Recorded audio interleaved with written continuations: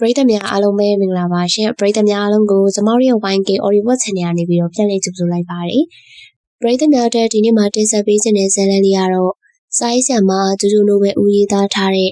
နှုတ်ရလွတ်မြောက်ပါစေသားဆိုတဲ့ဇာတ်လမ်းလေးရဲ့အစအဆုံးပဲဖြစ်ပါတယ်ရှင်ပရိသတ်တရားဒီနေ့မှာဒီဇာတ်လမ်းလေးရဲ့အစအဆုံးကိုနားဆင်ရမှာလေးဖြစ်ပါတယ်ဇာတ်လမ်းလေးမစခင်မှာပရိသတ်တရား channel လေးကို like and subscribe လေးနဲ့အားပေးသွားဖို့တောင်းဆိုပါရစေရှင်အသစ်တွေတင်တိုင်းသိရှိအောင်လည်းဘေးနား notification လေးကိုနှိပ်ပေးဖို့ပေးပါနဲ့နော်။ဟုတ်ပြီပါဒါဆိုတော့ဇာတ်လမ်းလေးကိုစတင်ပြီးတော့ဖတ်ပြပေးစမှာတယ်။ဒီရင်ဒီမြဦးအောင်မေးအောင်ပေါင်းရပါစေ။ဦးစိုးအောင်ဟာစူပေးတဲ့ခါဝေးမအောင်တယောက်နှကန်းလေးစူလိုက်တယ်။အဖေရတယ်ဒီစိုးဟာရှိုးနေပြီတခြားစူပေးပါလား။အထွန်းတက်လိုက်မိပါတယ်။အဲ့ကအမေဖြစ်သူဒေါ်သူစာဦးကဟုတ်ပါတော့လေ။အလောက်ကိုင်းနေစင်ပြေပါစေ။တော့တမျိုးကောင်းကောင်းမွန်ထားနိုင်ပါစေလို့စူပေးဦးလေ။ဦးစိုးအောင်ကမျက်မှောက်ကုပ်ပြီးတော့ခေါင်းခါပါတယ်။မိမယာဆိုတာဦးအောင်မေးအောင်ပေါင်းရဖို့ကအဓိကအိမ်အောင်မြဲမြံမှာကျန်တာကုန်ဖြည့်လို့ရတာဝေမောင်နှကန်းစုထားနေပြောလိုက်မိပါတယ်ယူထားတဲ့ယောက်ျားချောချောလှလှကာလာသားတယောက်လူပုံစံအပြင်းပန်းကြည့်ရင်ချီချီရရလေးလို့များကြီးကျူးကြပါမယ်တကယ်တမ်းကျတော့ဖေဖြစ်သူလို့လေထုံကောက်ဆိုင်လုပ်နိုင်သူမဟုတ်ပါဘူးကဲဝေမညီတို့ယူပြီးပြီဆိုတော့ညီယောက်ျားကိုမလေးသွားခိုင်းမလို့တော့မသူစားမင်းရတယ်ခုမှသူတို့ကညားကာစားရှိသေးရဲ့လေဘယ်ခွဲနိုင်အောင်ဝေမောင်ကယောက်ျားဖြစ်သူစင်မဲထုံမျက်နှာငယ်လေးနဲ့ကြည့်လိုက်ပါတယ်စင်မဲထုံကဝေမောင်ရဲ့လက်ကလေးကိုဖိစုပ်ထားတယ်ကျွန်တော်တော့မှာပါဒီမနေလဲလုံလည်းမလုံနိုင်တော့ဘာမှဖြစ်လာမှာမဟုတ်ဘူးလေနိုင်ငံခြားသွားပြီးတော့၄နှစ်တိုင်သည်၅နှစ်တိုင်သည်အလုပ်လုပ်ပြီးမှဒီကိုပြန်လာပြီးတော့စီးပွားရေးတစ်ခုလုပ်မယ်လို့စိတ်ကူးထားတယ်ဒေါ်သူစာကသဘောကျပါတယ်အားတက်သည်ရောထောက်ခံပြီးတော့ဒီလိုပဲဖြစ်ရမယ်လေယောက်ျားဆိုတာတောင်ကြကြပြားကြကြကို့မိသားစုအတွက်ဖြစ်အောင်ကိုလုပ်နိုင်ရမှာ။အားတို့မင်းကိုရောက်ပို့ပေးမယ်။သွားမယ်ဆိုရင်မင်းတော်အတွက်လည်းစိတ်ပူနေနေ။အားတို့တွေရှိတယ်။ဟုတ်ကဲ့ပါမင်း။ကိုမညာကစားကိုခွဲဖို့အကြောင်းလေးပြောနေတော့ဝေမောင်းငိုစမာရီ။အမှန်ဆိုဖေနဲ့ဖေကလေခွက်အများကြီးရှိတယ်။နွားတွေကလည်းမနေ။သူမတို့အတွက်တကောင်တစ်ခွက်လောက်ရောင်းချပေးပြီးတခြားစီးပွားရေးတစ်ခုလုပ်ခိုင်းမယ်ဆိုရတဲ့အနေထား။ဒါမဲ့မင်းဖြစ်သူကလောဘကြီးတယ်လို့ဝေမောင်းထင်မိပါတယ်။ကိုမရှိရဲ့လေကိုအပြုတ်မခံစင်တဲ့ပြင်စားထက်တိုးပွားအောင်လုပ်ချင်ပါတယ်။စမဲတော်ကငငယ်လေးကမိဘတွေမရှိတော့ပါဘူး။အတော်ဖြစ်သူနဲ့တူနေပါတယ်။လူကအသားခက်လက်လက်အရက်မြင့်မြင့်နေမလို့ရွာရီကကာလာသားတွေကြားမှာထင်ပေါ်ရသူဖြစ်ပါတယ်။ဝေမောင်ကစမဲတော်ကိုဟိုးငယ်လေးကတစ်ဖက်သက်ကြိတ်ပြီးတော့ချက်လာသူဖြစ်ပါတယ်။လေလုံးတော့မလုံးတတ်ပေမဲ့စမဲတော်ကဆယ်တန်းအောင်ထားတဲ့သူမို့အတွက်ချက်တော်ရတယ်။အဲဒီခါစံပွဲရုံဒီမှာစရင်ခိုင်လုပ်ပါတယ်။စံပွဲရုံမှာမိန်းကလေးတွေရှိတာမို့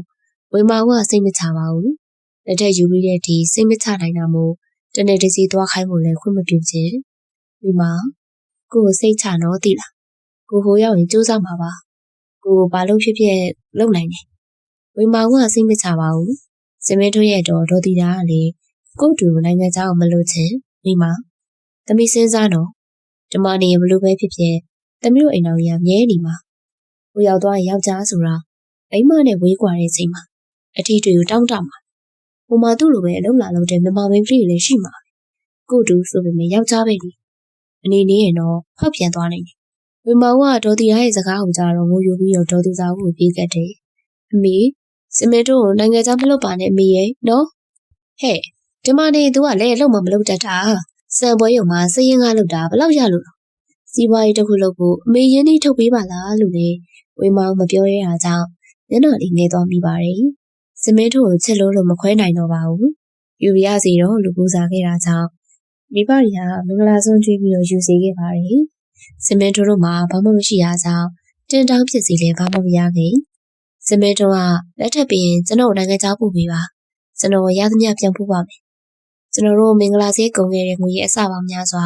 ကျွန်တော်ပြန်ရှာပေးပါမယ်လို့တောင်းဆိုခဲ့တယ်။ကိုတော်ဝေမောင်ယောက်ျားဖြစ်သူကိုစိတ်မချဘူးဆိုပြီးတော့မလုပ်ဖို့ပြောတယ်။ဒေါ်သူသားစိတ်ညစ်ပါတယ်။စမဲတို့မင်္ဂလာမဆောင်ရဘလို့ပြောထားတယ်။အပြောနဲ့အလုပ်နဲ့တခုမှမညီသေးဘူးနော်။အဲ့လိုတတိပေးလိုက်ပါတယ်။စမဲတို့ကဝေမောင်ကိုဝေမရဲ့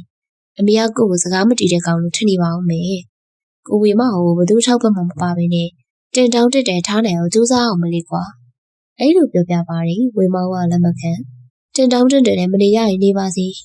ီကိုကိုနဲ့အိမ်အောင်လေးမြဲရင်တော့ပါပြီရှိရနဲ့စားပြီးတော့ရသလောက်နဲ့လောင်းငါကိုသုံးပါမယ် အဲ့လိုမျက်နှာငယ်နဲ့ပြောတဲ့အခါစမင်းတို့တက်ပြင်းသားချမိပါတယ်ဝေမာဦးကကောက်ဆိုင်လိုက်တဲ့ပဲနှုံသွားတယ်အိမ်မမနေစမင်းတို့ရတာကိုစားပြီးတော့သူမရတာကိုစုတယ်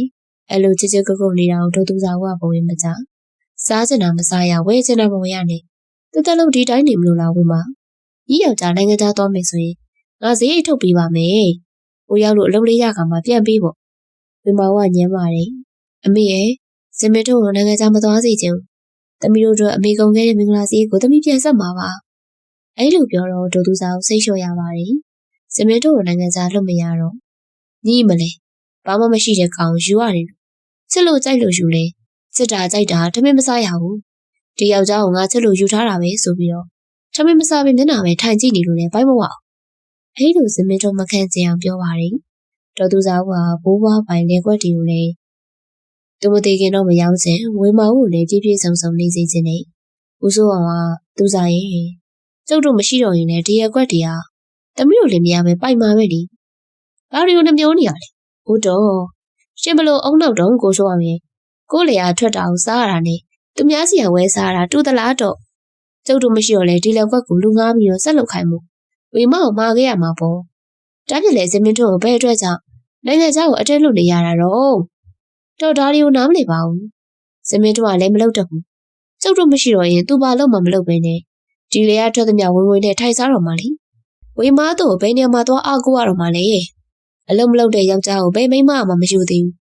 းဘာပဲဖြစ်ဖြစ်သူပြောသလိုနိုင်ငံခြားကပြန်လာပြီးတော့ဒီမှာစီးပွားရေးတစ်ခုလုပ်မယ်ဆိုသမီးလေးကလည်းလဲတွေကိုကြည့်သူကလည်းသူစီးပွားလေးနဲ့သူဘလောက်ဆိုပြေးလိုက်သားသမီးမြင်းမြရတဲ့ဒီအဆင်ပြေနေရမှာဒေါ်သူဆောင်ပြည့်အတွေးခေါ်ကလည်းကောင်းမဲ့မှုဦးစိုးအောင်ဘာမှမပြောတော့ပါဘူးဒေါ်သူဆောင်ကလက်တလုံးတော့ဝေမာဟုကိုဘာမှမပြောတော့အိမ်တော်သက်လေးနေလဲကြာလာမှထပ်ပြောတော့မယ်လို့စိတ်ပိုင်းဖြတ်ထားလိုက်ပါတယ်အိမ်တော်သက်တစ်နေ့ကြောကြာတော့ဝေမာဟုတို့ခလေးရတယ်ခလေးရယောက်ျားလေးဖြစ်တဲ့အခါရှင်ပြုတ်ပါညာနဲ့ဘာရများတော့မို့ဒေါ်သူဆောင်ကစမစ်တို့နိုင်ငံသားထွက်ဖို့တိုက်တွန်းပါတယ်ခလေးတယောက်စီကမနေဘူးနော်ပြီးတော့မင်းတို့ခလေးရယောက်ျားလေးရှင်ပြုတ်ပေးဖို့ဆိုပတ်စံလို့မှာပဲကိုဝင်နဲ့ရှင်ပြုတ်နိုင်အောင်စူးစမ်းနေရာတကာမိဘအာမကုန်းနဲ့အဲ့ဒီချိန်မှာတော့ဝေမာဦးကအမေဖြစ်သူရဲ့စကားကိုမပယ်ရှားတော့ပါဘူးခုချိန်ထိလည်းနေလာစားလာရဲ့မင်္ဂလာစရိတ်ကိုတော့ပြန်မဆက်နိုင်သေးတာမို့ခလေးရတဲ့ခါခလေးစရိတ်အတွက်ပူပန်လာမိတယ်အမေပြောတာလည်းမမဟုတ်ဘူးဝေမာတို့အဖေနဲ့မိကိုပဲအားကိုးပြီးနေရတာများပြီဒါလေးရှင်ပြုတ်မဲ့အရွယ်မတိုင်ခင်စူးစမ်းမှရတော့မယ်ဒါပေမဲ့ကိုနဲ့လည်းမခွဲချင်ဘူးကိုရဲ့ဒါလေးကခုမှတလားကြုံကြုံရှိသေးတာကိုလည်းမခွဲနိုင်ဘူးမလားစမင်းတို့ကဝေမာဦးရဲ့ပကုံးလေးကိုအသာကိုင်းနေမတက်နိုင်ဘူးလေဝေမာရဲ့ကိုခွဲနိုင်ဖို့ကြိုးစားမှာပေါ့ဒါလေးကိုဆွမ်းစားနဲ့ရှင်ပြုတ်နိုင်အောင်ကြိုးစားမှာလေးနလသားမှာ passport ပါညာပြီးစီးဖြစ်ပြီးနိုင်ငံခြားထွက်ဖို့ပြင်နေဝေမာကိုယုံနေမလားကိုဝေမာကိုဘယ်တော့မှသစ္စာမဖောက်ဘူးဝေမာနဲ့သားလေးအတွက်အားကိုရတဲ့သူပြောင်းကြိုးစားပြီးတော့ကိုပြန်လာမယ်ဝေမာကိုမျက်ရည်ကျမိတယ်စမင်းတို့ကမသွားခင်သားလေးကိုနှမ်းဆိုင်သွားတယ်ဝေမာရဲ့နဲ့တသိမ့်သိမ့်လိုက်တက်ပြီးတော့ဝမ်းနဲ့စွာနဲ့ငိုကြွေးမိပါတယ်ဒေါ်သူစာကသမီးဖြစ်သူကိုပြေးဖန်ရင်းနဲ့စိတ်တက်ခံခိုင်းထားဝေမာငါကညီယောက်ျားကိုလှုပ်လှုပ်စေချင်တာအားလုံးမှလဲတွေရှိတယ်ဆိုပြီးတော့ပေါ့စားမဖြစ်စေချင်အဲတော့တခုမှမိမဘက်ကဘလို့ပဲပြည့်စုံတဲ့တိုင်ဝမ်ဖြစ်ပါစေယောက်ျားဆိုတာမိမအတွက်အားကိုးချင်စရာဖြစ်ဖို့အစွမ်းစားရှိကြောင်ပြရမယ်လေဦးစိုးအောင်ကလေဝေမာရဲ့ခေါင်းလေးကိုအသာပုတ်ပေးတယ်သမီးယောက်ျားခဏလောက်နဲ့တော့ပြန်လာလို့ရအောင်မှာမဟုတ်ဘူးသမီးအားမငယ်နဲ့အဖေတို့အမေတို့သမီးနဲ့အတူရှိရနော်ဝေမာကမျက်ရည်ကျရင်နဲ့ကိုငွေအများကြီးမရှာနိုင်ခဲ့လေရပါတယ်ဝေမာပေါ်သစ္စာရှိရှိနဲ့သာပြန်လာခဲ့ပြီပါအဲ့လိုစိတ်တရားနေရေရွလိုက်မိတယ်စမစ်တို့မလေးကိုရောက်သွားတဲ့ဝေမာကိုတယောက်အမြဲမျက်ရည်လဲရွယ်ဖြစ်ရတယ်စမစ်တို့အိတ်တဲသူမဖေကအရက်ခင်းလေးကိုလက်နဲ့ဆိုင်မျက်ရည်ကျရတယ်ခလေးကိုနှုတ်ကြရင်လည်းမျက်ရည်ကျရပြန်ပါတယ်အခါတလေတနေရာငေးရင်းနဲ့မျက်ရည်တွေတားဆီးမရှိစီးစင်းနေပြန်ပါတယ်ဝေမာရဲ့ညိမလဲစိတ်ကိုတင်းထားစမ်းပါကိုယောက်ျားကိုသားသမီးနဲ့ကိုအတွက်ကြိုးစားဖို့သွားတာညီကဒီမှာမျက်ရည်နဲ့မျက်ခွက်ဖြစ်နေတော့ဟိုကဘလို့လို့စိတ်ဖြောင်းပြောင်းနဲ့အလုပ်လုပ်နိုင်ပါလေဝေမာကဒေါ်သူစားပြောတော့ခဏသာစိတ်ဖြူလို့ရတယ်တားလေးမျက်နှာမြင်တိုင်းတားလေးကိုနှမ်းရှားမိတိုင်းဘယ်နဲ့စိတ်ကြောင်မျက်ရည်လွှဲမိပါတယ်ဝေမာကမြန်းကိုနေတော့မိဖြစ်သူဟာသမီးရဲ့အငုံမျက်နှာကိုမမြင်ရတော့တဲ့အခါဒေါ်သူစားကိုစမင်းထုံပြန်လာဖို့ပြောရပါတော့တယ်စမင်းထုံကြီး မင်းသာပြန်လာခဲ့တော့မင်းမိမအကြရင်မင်းစိတ်နဲ့ယူတော့မှာပဲခလေးနိုးတိုင်းလည်းငိုထမင်းကျွေးနဲ့လည်းငိုငါလည်းမကြည့်ရတော့မတက်နိုင်ငါလည်းတကွယ်ရောက်မိတာစီးပွားရေးတစ်ခုလုံးကြတော့ပြန်လာခဲ့စင်မင်းတို့ရေဗီဒီယိုကောပြောရတော့အဲ့လိုပြောလိုက်တယ်စင်မင်းတို့ကလက်မခံသူပြန်မလာခြင်းကြောင့်ပြောတယ်ဝေမဦးနဲ့ဗီဒီယိုကောရတဲ့အခါမိမရဲ့ငိုမနေနဲ့ကိုတော့ခုမှ3လပဲရှိသေးတယ်ပြန်လာခြင်းတိုင်းပြန်လာလို့မရဘူးလေပြန်လာလို့ရလေကိုမပြောင်းကိုမင်းနဲ့သားအတွက်အားကိုးလို့ရတဲ့သူပြောင်းကြိုးစားအောင်ပါဘသူကူညီမှမပါပဲမင်းနဲ့သားကိုပြည့်ပြည့်စုံစုံထားနိုင်အောင်ကြိုးစားမှာကိုကိုယုံနေမလားဒီမှာကိုကိုယုံပါတယ်ဒါမဲ့ကိုရဲ့ကိုနဲ့အကြိုင်တစ်ခါမှမခွဲဘူးလားဝေမောင်ကဖုန်းထဲကတစင်မြင်ရတဲ့စမင်းတို့ရဲ့မျက်နှာကိုကြည့်ပြီးတော့ရှိုက်ကြီးတန်ငင်ကိုကြွေးပါတယ်အခိုက်တန်လေးတစ်ခုပါပဲဝေမောင်ရဲ့ကိုပတ်စံရှာပြီးပြန်လာရင်ဝေမောင်နဲ့တက်တက်လုံးမခွဲတော့ဘူးနော်ခုတော့တီးခန့်ပေးပါအောင်ဝေမောင်မျက်ရည်နဲ့သာကောင်းကျင်ခဲ့ပါတယ်မိဘတွေပြောလို့မကပြောတော့လေယောက်ျားမနာလေးနဲ့နာကြီးရှာတာဖြစ်မှာပဲလို့တွေးလိုက်မိတယ်စမင်းတို့စကားကိုနားထောင်ပြီးတော့စိတ်ကိုတက်နိုင်ဆုံးဖြေနေလိုက်တယ်ခုခွဲနေရတာတစ်ချိန်ကကောင်းစားဖို့ပဲဆိုပြီးတော့စိတ်ကိုတက်လိုက်တယ်။ဘုရားတရားပို့လို့တဲ့အခါစိတ်ကိုပြေးနိုင်လာတယ်။နေနိုင်လာတဲ့အခါလွမ်းနိုင်မျက်ရည်မဝဲပဲနဲ့မြတ်တာပို့ပြီးတော့ဆူတောင်းမိပါတယ်။ကိုဆဆရရအဆင်ပြေပါစေ။ဒါလေးသက်3နှစ်ကျော်တော့စမင်းထုတ်ပြန်လာတယ်။ဝေမောင်အတွက်ရွှေတစင်စာလုပ်ပြီးတော့အိမ်ထဲခြံဝဲပြီးတယ်။ဝေမောင်ကရတဲ့ပစ္စည်းဥစ္စာထက်လက်ယောက်ျားကိုသာပို့ပြီးတော့မှတ်ပါတယ်။ကိုဒါလေးကိုရှာမင်းသူလို့နာမည်ပေးခြင်းတယ်။ကိုသဘောကျရဲ့လား။ကိုသဘောကျပါတယ်။ဝေမောင်စီးပြီးသလိုပေး။ဝေမောင်ကအိမ်ထဲခြံလေးပိုင်ပြီးမလို့တင်းတဲ့ရောင်ရဲစွာနဲ့စမင်းထုတ်မလေးကိုမသွားဖို့ပြောပါတယ်။ကိုပြန်မသွားလို့မရဘူး။ပြန်သွားရအောင်မယ်။ဘာလို့ပြန်မသွားလို့မရရလဲကို။ဝေမောင်ဘာမှမလုပ်ချင်ဘူး။ဝေမောင်တို့မှအိမ်ပိုင်ခြံပိုင်ရှိနေပြီလေ။ကိုစင်ပေးတဲ့ရွှေတစင်စာနဲ့စီးပွားရေးတစ်ခုလုပ်မယ်။ဖေနဲ့မရလေကိုဘာမှတော့မပေးတော့ဘူးလေ။အကုန်အဆင်ပြေနေပြီကိုကဘာလို့ပြန်သွားမှာကိုဟိုကတတိစီမှာအလုပ်လုပ်ဖို့စာချုပ်ချုပ်ထားတာ3နှစ်လေစာချုပ်သက်တမ်းမပြည့်သေးပဲလေကိုအလုပ်ထွက်လို့မရအောင်စမင်းတို့ပြန်တဲ့နေရာဝေမောင်ကအငုံမျက်နှာနဲ့နှုတ်ဆက်ရတယ်စာချုပ်သက်တမ်းပြည့်တာနဲ့ပြန်လာခဲ့မယ်လို့ပြောပေမဲ့စကားမတည်ခဲ့ပါဘူးပြန်သွားပြီးစမင်းတို့စီကဆက်သွယ်စေးလာတယ်နောက်တော့တိတိတသာဆက်သွယ်ဖြစ်လာတယ်စမင်းတို့ပြောခဲ့တဲ့3နှစ်ပြည့်တဲ့အချိန်မှာအဆက်အသွယ်လုံးဝမရတော့ပါဘူးအရင်ဆက်သွယ်လုပ်တဲ့ Facebook ကောင်ကိုလည်းစမင်းတို့ကမသုံးတော့ဝေမောင်ကစမင်းတို့တစ်ခုဖြစ်ပြီးထင်းတယ်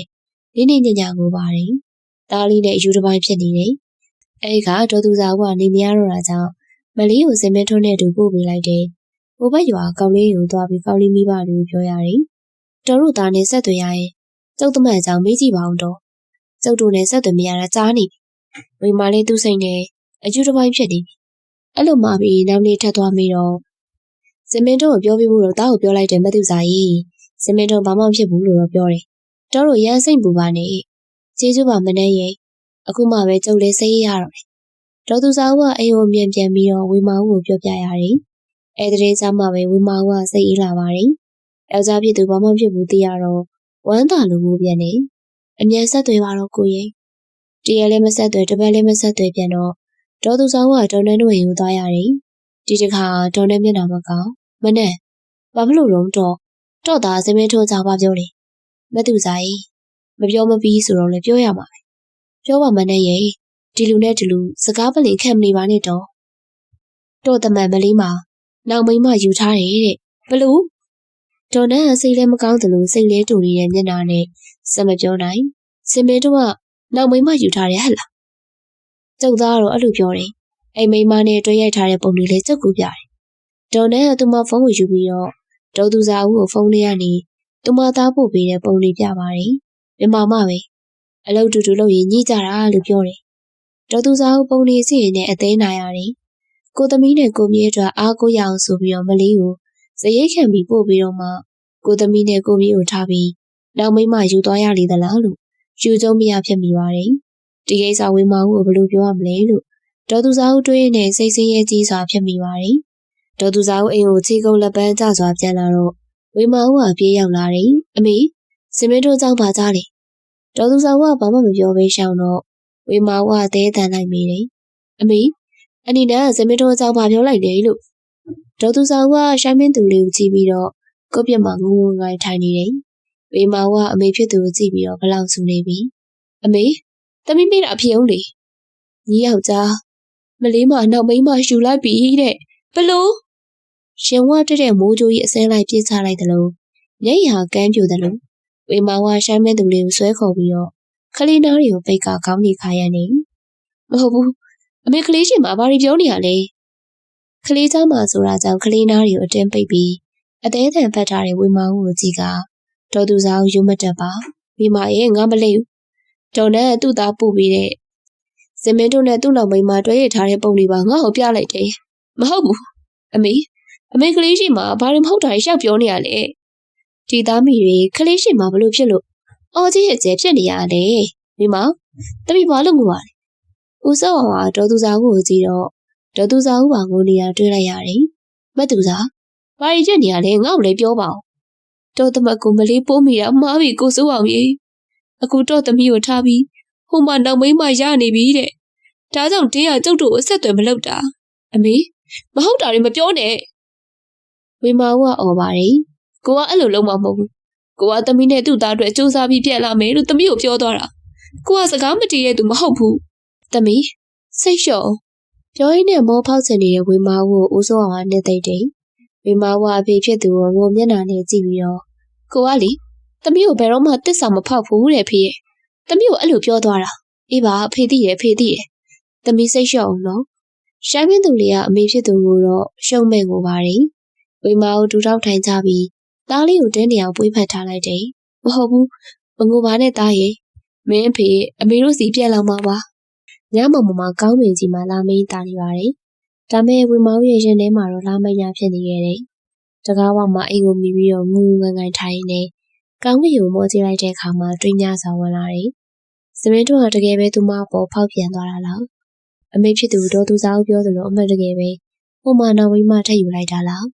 ဝေမာဦးတွေးကြည့်ရုံနဲ့ရင်ထဲနဲ့နေအောင်စိုးနေကြည့်ခွင့်ရပါတယ်တကယ်မဖြစ်ပါစေနဲ့လို့ဆုတောင်းရင်းနဲ့ကိုယ်စိတ်ကိုလိမ်ပြီးမဟုတ်တော့ပါဘူးလို့ဖြေသိမ့်နေမိတယ်မဟုတ်တော့ပါဘူးလို့အမှန်တကယ်ယုံကြည်ရင်ဘာကြောင့်မျက်ရည်ကျနေရလဲရှင်ထဲမှာပူဆွေးနေမိတယ်။ယောက်ျားကိုတကယ်ယုံကြည်ဘာကြောင့်များဟုတ်နေမလားလို့တန်တရားစိတ်ဝင်နေသေးရလေ။မဟုတ်ပါဘူးလို့ယုံကြည်စိတ်ကတဝက်တန်တရားစိတ်ကတဝက်နဲ့ကိုညှင်းသက်နေတယ်လို့ဖြစ်ခဲ့တယ်။အဲ့စိတ်ဟာရှင်လေးနဲ့တရားသလိုဆွဆွမိမိဖြစ်ပါတယ်။အိမ်ပေါ်ပြန်ကြည့်လိုက်တော့သားလေးကနစ်နစ်ကြအိပ်ပျော်နေတယ်။သားလေးကဘာမှမသိနားမလည်တဲ့ကလေးဖြစ်ပါတယ်။သူတီးတဲ့ခါစားရွယ်မှာအဖေဖြစ်သူကိုတစ်ခါသာမြင်မှုသေးတယ်။အလောက်အချိန်လေးနဲ့ခွဲခွာတော့မယ်ဆိုရင်မလုံလောက်ဘူးလို့တွေးပြီးတော့ပူဆွေးသွားမိတယ်။အပူဟာရှင်နေကနေလိုက်တက်ပြီးတော့အပြင်ဘက်မျက်နှာပြင်ကိုပါအပူဟပ်ပါတယ်။မဟုတ်တော့ပါဘူး။ကိုပြန်လာမှာပဲ။ငါစီပြန်လာမှာမို့ငါ့ဟိုတော့ကိုပိုင်အိမ်နဲ့ခြံနေအောင်လုပ်ပေးထားပြီးပဲ။ကိုစိမ့်တည်ပြန်လာမှာ။မျော်လင်းဆက်မြင်းမြင်းလေးနဲ့အတူအားတန်းလိုက်မှလူကအိပ်ပျော်ပါတယ်။ဝီမာညီအမကိုလက်မခံမနဲ့ဒီတိုင်းပဲနေတော့မလို့လား။ဝီမာကကစိုးရက်စိတ်နဲ့ဒေါ်သူစာကိုကြည့်လိုက်တယ်။ဒေါ်သူစာကဇမင်းထုံဖောက်ပြန်တက်တာကိုလက်ခံလိုက်တဲ့အရေးရမြင်ရပါတယ်။ဝီမာစိတ်ကိုတိတ်ပြီးတော့ကစိုးရက်စိတ်တဲ့ထဲကိုစိတ်နေထားလိုက်တယ်။အမေအနီနဲ့ပြောတာတွေကိုရှုံးပြီးတော့ဇမင်းထုံဖောက်ပြန်နေတယ်လို့တကယ်ထင်လိုက်ပြီပေါ့။ဒေါ်သူစာကဝီမာအုပ်ထိုင်နေတဲ့ကိုပြက်ပေါ်မှာတင်မလွှဲထိုင်ပြီးတော့ဝီမာရဲ့မနဲ့ရှောက်ပြောနေရမဟုတ်ဘူးလေ။ညီယောက်ျားနဲ့တနေရာနဲ့အလုပ်တူလုပ်နေတဲ့သူ့သားပြောလို့မနဲ့ပြန်ပြောပြတာပြီးတော့မနဲ့ဖုန်းထဲမှာဇမင်းတို့သူ့နောက်မိန်းမနဲ့တွဲရိုက်ထားတဲ့ပုံတွေရှိတယ်။ဤမယုံငါကူလာခဲ့မယ်။ဒေါ်သူစာကဒေါ်နန်းတို့အိမ်မက်ကိုထွက်သွားတယ်။ဝီမာအမေဖြစ်သူကိုငငယ်ကြီးလှမ်းကြည့်ပြီးတော့ရှင်ထဲမှာထိတ်နေပြီးပါတယ်။ဒီပုံတွေမြင်ရရင်သူမဘလို့ဆုံးဖြတ်မှာလဲ။ဇမင်းတို့ဖောက်ပြန်နေပါတယ်ဆိုတာကိုလက်ခံလိုက်ရတော့မှလား။ဝီမာကတွေးဆွေးရင်ကစိုးရက်စိတ်တဲ့ပေါ်အာရုံမထားနိုင်တော့ပါဘူး။ကစိုးရက်တွေကိုဝါရာတွေပါရောစိတ်မိပြီးတော့အကုန်စိတ်ပြီးမှသတိထားပြီးတော့ပြန်ယူရတယ်။ညနေရောက်တော့ရေချိုးဖို့ရေတုံရနေရေဆွဲချနေတော့ဒေါ်သူစာအုပ်ရောက်လာပါတယ်။ထမင်းရင်ရှားနေမှုအစရေချိုးပြီးမှဒေါ်သူစာအုပ်ပြတာကိုကြည့်တော့မယ်လို့တွေးပေမဲ့ရေဆွဲချရင်လည်းစိတ်ကဒေါ်သူစာအုပ်စီရောက်နေရမို့ထမင်းရင်ရှားနေပဲကိုပြတ်မှသွားထိုင်မိတယ်။ဒေါ်သူစာအုပ်ကဝေမာဦးကိုစိတ်လေးစွာကြည့်နေမိပါတယ်။ဒေါ်သူစာအုပ်ကဝေမာဦးကိုဖုန်းထဲကပုံကိုလည်းပြချင်ပါတယ်။ပြလိုက်ရင်သမီးဖြစ်သူခံစားမယ်စိတ်ဒုက္ခနဲ့ပို့လေမှန်းစားမိတာကြောင့်ရှေ့တော့ကနောက်ဆုံးရခံဖြစ်နေပါတယ်။ကြပါမေ သမီးကြည့်မယ်ဝေမောင်စိတ်ကိုတင်းတင်းထားပြီးတော့ဒေါ်သူစာဦးရဲ့ဖုန်းကိုယူပြီးပုံလေးကြည့်ပါတယ်ပုံလေးမှအများကြီးပါအတူရှင်တွဲထိုင်နေကြတဲ့ပုံလေးကိုတွေ့တော့ဒါတာမန်ပုံတစ်ပုံပဲယောက်ျားတစ်ယောက်နဲ့မိန်းမတစ်ယောက်ကဖောက်ပြန်မှဘေးချင်းကပ်ပြီးထိုင်ရတာမဟုတ်မိတ်ဆွေတငယ်ချင်းလို့ဖို့ကိုင်ပဲဖြစ်ရင်လည်းအတူထိုင်လို့ရတယ်ရိုးရိုးသားသားပုံတစ်ပုံလို့ဝေမောင်တွေးထားပါတယ်လက်စင်းတွဲထားတဲ့ပုံလေးကိုတွေ့တော့လေဒါတာမန်ပုံတစ်ပုံမျှတာဖြစ်ပါတယ်မိတ်ဆွေတငယ်ချင်းလို့ဖို့ကိုင်ဘက်တီအရင်ဒီဆုံးဖြစ်လာတဲ့အခါလက်ချင်းတွဲပြီးဓာတ်ပုံရိုက်တာတော့ကတော့မမဟုတ်ရိုးသားသားပင်ဖြစ်တယ်လို့ဝေမောင်သုံးသပ်ပါတယ်အကုန်းဖက်ပြီးရိုက်ထားတဲ့ပုံလေးကိုတွေ့တော့လေဒါတာမန်ပုံတစ်ပုံသာလို့ဖို့ကိုင်ဘက်ကနေကိုရင်းနှီးဆုံးမိတ်ဆွေဖြစ်လာတော့မိန်းကလေးကိုညီမလေးလိုအမလိုဖေမကိုကြီးစောင့်ရှောက်ရင်းနဲ့ဓာတ်ပုံရိုက်တဲ့အခါပကုံးပေါ်လက်တင်ထားတာဆိုပြီးတော့ဝေမောင်ကြံဖန်တွေးပါတယ်တပုံပြီးတပုံပေးဆွဲကြည့်ရင်တပုံလာတယ်ပြီးစင်ကတ်ထိုင်ပြီးပြုံးနေကြတယ်ဓာတ်ပုံရိုက်ရင်ပြုံးရတာထုံးစံပါပဲလို့ဝေမောင်တွေးတယ်9ပုံ6ပုံလာဒီပုံတွေကလက်ချင်းတွဲနေပုံတူထိုင်နေပုံပကုံးဖတ်ထားတဲ့ပုံတွေမလို့သာစိတ်ထဲမှာဖြည့်တွေးစင်းတဲ့အထူးတလည်းမဖြစ်ပါဘူး9ပုံမြောက်မှာတော့စင်မင်းတို့ဟာမိန်းကလေးရဲ့ပေါင်နမ်းနေတယ်။ပုံထဲမှာစင်မင်းတို့ဟာမိန်းကလေးရဲ့လေတံကို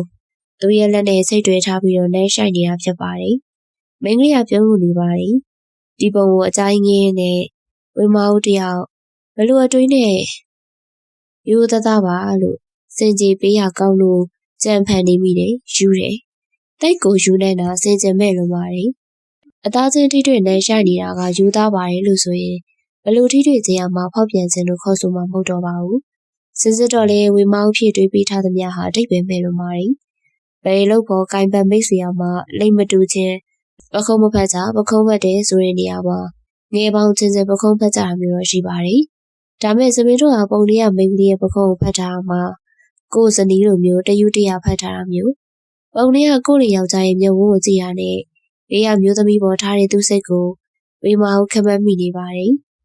ဒါနဲ့တော့သူဘာလို့မဟုတ်တန်းတရားတွေကိုကြံဖန်တွေးတောပြီးတော့ယူသားပါရဲ့လို့အဖက်ဖက်ကနေကိုလိန်ညာနေခဲ့ရလေလို့အမောင်ပြန်တွေးကြည့်မိတယ်။ဒါတယောက်ျားကိုချက်လုံးလာကြောင်းတယောက်ျားရဲ့ကိုယ်ပေါ်ဖောက်ပြန်မှုကိုလက်မခံနိုင်လက်မခံချင်တာကြောင့်တယောက်ျားကိုမစွန့်လွတ်နိုင်တဲ့စိတ်ကြောင့်ဆိုတာဝေမောင်သိလိုက်ရတယ်။ပုံတွေကိုစုံထိကြည့်ပြီးရခါပြီးတော့တပုတ်ကိုတွေ့ပါတယ်။မြမပြည်ကမိမအောင်မေ့နေပြီတဲ့။ဝေမောင်မျက်လုံးတွေလှုပ်ရှားသွားတယ်။ဗီဒီယိုထဲမှာစမင်းထုံးကိုဒေါ်နန်းရဲ့သားဗီဒီယိုရရင်လည်းပြောလိုက်တာပါစမင်းတို့ကဟဲ့ပက်ရှိပြီးတော့သူ့ဘရမိန်းကလေးရဲ့ပကုံးအတင်းဆွဲဖက်ပြီးတော့သူ့ရင်ခွင်နဲ့အတင်းသွင်းနေတော်စက်မှာဒီမှာငါမိန်းမတယောက်လုံးနားမှာရှိနေတာ哦အဲ့လိုစမင်းတို့ကပြန်ပြောလိုက်တယ်ငါမိန်းမရဲ့လားသူ့ရဲ့မိန်းမသူမမဟုတ်ဘူးလားဆိုပြီးတော့ဝေမောင်အသေးခိုက်သွားပါတယ်သူမိန်းမကရွာမှာကြံခဲ့တယ်သူ့သားကလေးအမေမဟုတ်ပဲသူ့ဘရမိန်းကလေးရဲ့လားမယံငယ်မအဲ့ဒါမယံငယ်မနဲ့မိန်းမမဟုတ်ဘူးဝေမောင်မျက်လုံးတွေပြသွားပြီးတော့လူကမိုက်ကနေဖြစ်ပါတယ်။လက်ထဲကဖုန်းကရှော့ကျသွားပြီးလူကမြေကြီးပေါ်ခွေကနေပုံကြတယ်။ဒေါ်သူစာဦးကသမီးဖြစ်သူကိုလက်တကြားအော်ခေါ်ရင်းနဲ့ပွေဖန်လိုက်တယ်။ကိုပြစ်ကနေမြေကြီးပေါ်လဲကြရဲ့ပြင်ထမိန်ရှားနေမှုပခုံးမှာမြေကြီးနဲ့ထိတဲ့ပိုးရတွေရဲနေပါတယ်။ဒေါ်သူစာဦးကဝေမောင်ရဲ့ပခုံးကိုဆေးလိမ့်ပြီးနေတယ်။ဝေမောင်ကပတ်လျက်လဲနေတဲ့ကနေမျက်ဝန်းတော့ကနေမျက်ရည်ပူတွေစီးစားလာပါတယ်။မျက်ရည်စီးကြရင်နားထိရောက်တော့ဒေါ်သူစာဝါတုတ်ပြီးတယ်။ဒေါ်သူစာဝါဆေးလိမ့်လိုက်ဝေမောင်မျက်ရည်တုတ်ပြီးလိုက်ကိုမျက်ရည်တုတ်လိုက်နဲ့တရှုပ်ရှုပ်ဖြစ်နေတယ်။ဦးဆုံးကတော့တာမီးညောင်တော့မြင်ပြီးတော့စိတ်မချမ်းသာတော့စမင်းတို့ဒေါသထွက်ပါတော့တယ်။စမင်းတို့ကမရှိလေတော့ရှိတဲ့စမင်းတို့ရဲ့အတော်တို့တီအောင်မဲမိကြတယ်။တော့တူကဟိုမှာမရငယ်ယူထားတယ်။ဒီကမိန်းမနဲ့ကလေးမျက်နှာအောင်မထောက်ရုပ်မာတဲ့ကောင်။တော့တူတော့ပြန်ခေါ်ပေး။ဒီကိုရအောင်ပြန်ခေါ်ပေး။တော့တူပြန်မလိုက်။တော့ကိုလေကျုပ်တို့ထမင်းကျွေးနိုင်တော့အလုပ်လည်းမပေးနိုင်တော့ဒေါ်တီတာဒေါ်သူစာဦးရဲ့လဲခွက်မှာအလုပ်လုပ်တာဖြစ်ပါတယ်ဒေါ်သူစာဦးကအလုပ်ပေးထားပြီးထမင်းလဲကျွေးတယ်လဝါကလည်းတက်တက်ပေးပါတယ်စေတနာရင်းခံပြီးထောက်ပံ့ထားပေးတာဖြစ်ပေမဲ့ဒေါသလျောက်ပြောမိပါတယ်မသိတာဒေါ်သူစာရဲ့ကျုပ်ကသူ့တော်ဆိုပေမဲ့သူ့မပိုင်ပါဘူးသူကဒီမှာရှိရကျုပ်စကားကိုတိတ်နာတောင်းတာမဟုတ်ကျုပ်ခေါ်လဲပြန်လာတော့မှမထင်ပါဘူးဒေါ်တီတာရိုးရိုးချိုးချိုးလေးပြောပါတယ်ဦးစိုးအောင်ကလက်မခံမလို့ချင်သူ့မျိုးဆိုလို့ခမရတယောက်တည်းပဲရှိရလေခမရခေါ်ရင်တော့ပြန်လာမှာပဲဒါမဲ့ကိုစိုးအောင်ရဲ့သူကဟိုမှာမရငယ်ယူထားတယ်ဆိုရင်ကျမပြန်ခေါ်လို့ရပါမလားသူမရငယ်ယူထားတာမထားရင်မပြောနဲ့ဗျသူ့မှာတရားဝင်မရကြီးနဲ့တားရှိသေးတယ် သူ့နောက်မရလို့ချင်းမရစည်းနဲ့တရားဝင်လောက်ခွာရှင်းရမယ်လေလူလိုတိမှပေါ့ဝေမောင်ကပြပြသလဲထပြီးတော့အဖေရဲ့တမီစမဲတို့နဲ့မကွာရှင်းချင်ဘူးတမီတို့ကိုမပြတ်နိုင်ဘူးသူ့ကိုပြန်ခေါ်ပြီးပါတမီစီပြန်လာခဲ့ဖို့ပြောပြီးပါနော်တမီနဲ့ကွာရှင်းမှုမပြောပါနဲ့နော်အဖေနော်နော်အနေတီတာဝေမောင်ကအဖေကိုတောင်းဆိုရတိုးတီတာကိုတောင်းဆိုရနဲ့အယူတစ်ပိုင်းဖြစ်နေပါတယ်မကွာရှင်းနိုင်ပါဘူးပြန်လာခဲ့ပါကိုရဲ့ကိုသားလေးရှိသေးရဲ့လေဒေါ်သူစာဦးရဲ့ဒေါ်တီတာရဲ့ဝေမောင်ရဲ့ဒေါ်နန်းတို့အိမ်ကိုသွားကြတယ်သုံးယောက်လုံးကိုပူနဲ့ကိုမှုဒေါ်နန်းကိုနှုတ်ဆက်စကားတော့မပြောနိုင်ကြပါဘူး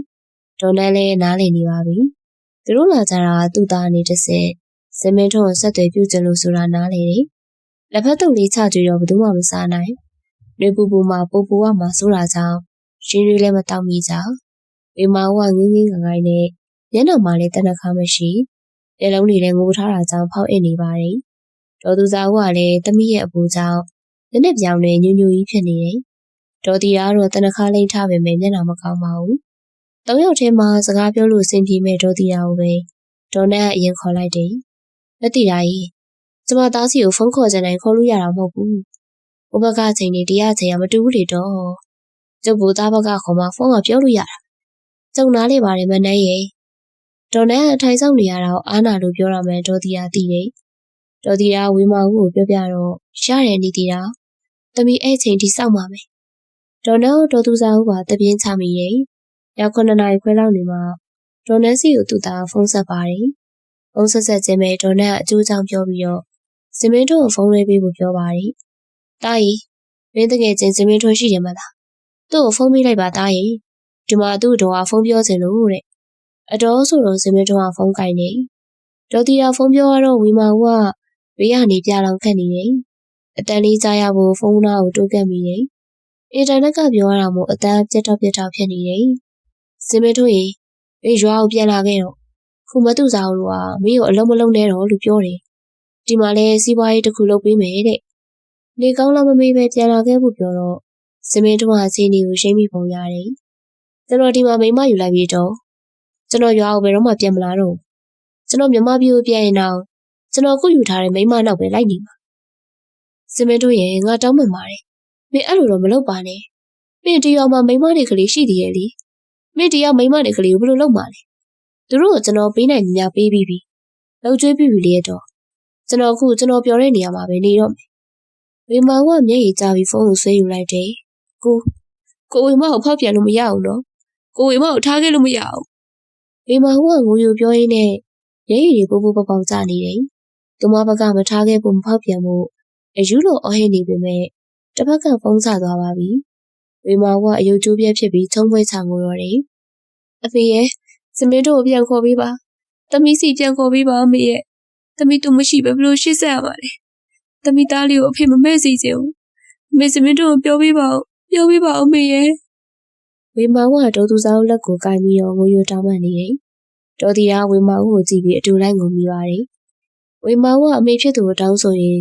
ငိုရင်းနဲ့အလုံးမပြေတော့ဖြစ်တင်နေအဲ့ဒါအမေကြောင့်အမေလောဘကြီးပြီးစမင်းတို့ကိုမလေးပို့လိုက်လို့သူကဖောက်ပြန်သွားတာအမေကြောင့်ဒေါ်သူစာကဝေမောင်ကိုကြည့်ရင်းနဲ့ကိုသာပြစ်တင်မိပါတယ်ဟုတ်ပါတယ်ငါမကောင်းလို့ငါကြောင့်ပါဝေမောင်ရဲ့ညီယောက်ျားဖောက်ပြန်တာငါကြောင့်ပါဝေမောင်ကနေနေညညမအိပ်ပင်နဲ့စမင်းတို့နောက်ကိုလိုက်မယ်တကယ်လုံနေတယ်ရှာမင်းသူတွေကိုပဲသူကယူမဆိုင်နိုင်ပါဘူးသမီးလိုက်သွားမယ်သမီးကိုပို့ပေးပါမေသမီးသူ့နောက်ကိုလိုက်သွားပြစီဒေါက်တာစာကသမီးကိုတားမရတာကြောင့်ဦးဘေးကကောင်းလို့လူတွေးဦးစိုးအောင်နဲ့တိုင်မင်းနေဦးစိုးအောင်ကဘာကိစ္စသမီးကလိုက်သွားမှာအဲ့ကောင်ဟိုမှာနောက်မိမယူထားတာတက်တည်လည်းရှိနေရအောင်တလေတမယားနဲ့တရားစွဲလို့ရတယ်လေသူတရားစွဲမခံခြင်းဒီပြန်လာမှာပဲသမီးကိုလိုက်သွားခိုင်းကြပါအကြောင်းရှိလို့လေဦးစိုးအောင်ပြောတဲ့အတိုင်းဒေါ်သူစာကဝေမောင်ကိုပြန်ပြောတယ်ဝေမောင်ကငိုသာငိုနေတော့တယ်အမေရဲ့စမင်းတို့ကပြန်လာမယ်ဆိုရင်သမီးသူနဲ့ပြန်ပေါင်းမယ်တရားလည်းမဆွဲဘူးသမီးသူ့ကိုမပြတ်နိုင်ဘူးတားလေးမျက်နှာကိုထောက်ပြီးပြန်လာခဲ့ဖို့ပြောချင်တယ်ဒေါ်သူစာကဦးစိုးအောင်ရဲ့စကားအတိုင်းဒေါ်နန်းကိုသူ့သားအနေနဲ့စမင်းတို့တီအောင်ပြောခိုင်းလိုက်တယ်စမင်းတို့ပြန်မလာရင်သူ့ကိုတလေတမယားဥပဒေနဲ့တရားစွဲမယ်မြန်မာနိုင်ငံတန်ရုံကနေနိုင်ငံခြားတန်ရုံထိတိုင်ပြီးတော့စင့်ခေါ်စာပို့မယ်လို့ပြောလိုက်ပါမယ်နဲ့ချင်းချောက်ချေရောမလို့အလွယ်ပြောလိုက်ပေမဲ့ဒီကိစ္စမလွယ်ပါဘူး မြန်မာနိုင်ငံမှာရှိနေသူတရားစွဲရင်တော့တော်လေးစားတယ်။နိုင်ငံခြားမှာရှိနေသူဆိုရင်လေးလားကြိုတင်ပြီးတော့စင်ခေါ်စာပေးပို့ပြီးမှတရားစွဲလို့ရတာမျိုးမလို့အလွယ်တကူခဏလေးနဲ့တရားစွဲလို့ရအောင်မှာတော့မဟုတ်ပါဘူး။ဒါမဲ့ဇမင်းတို့ကိုကြောက်အောင်ပြန်လာဖို့အဓိကထားပြီးပြောခိုင်းလိုက်တယ်။ဇမင်းတို့တီတော်တရားစွဲခံရမှာကြောက်တာကြောင့်ပြန်လာမယ်ပြောတယ်။နှစ်ပတ်ကြာမှသူယူထားတဲ့မရငယ်နဲ့တူမြမပြည်ကိုပြန်လာတယ်။ဒါပေမဲ့မြမပြည်ယောက်ျောင်းသာသိပြီးတော့ရောက်ပြမလားကြောင့်ဖုန်းဆက်ကြည့်တော့သူ့မရငယ်မြို့မှာလိုက်နေရလို့သိရပါတယ်။ဝေမာဦးကနေရောညပါအဆက်မပြတ်ဖုန်းခေါ်တယ်။ပြန်လာခဲ့ပါကိုရဲ့။ကိုသားဝေမာနဲ့ကိုသားလေးစီပြန်လာမယ်ဆိုရင်လေဝေမာကိုကိုတရားမဆွဲပါဘူး။တကယ်ဆိုဝေမာကိုကိုတရားလည်းမဆွဲရဘူး။ဝေမာကိုကိုတိတ်ချက်တာအတိဆုံးပါ။သားလေးမျက်နှာကိုထောက်ပြီးတော့ခွေယူထားတဲ့နောက်ဝေမာကိုဖြတ်ခဲ့ပါကိုရဲ့။ပြန်လာခဲ့ပါနော်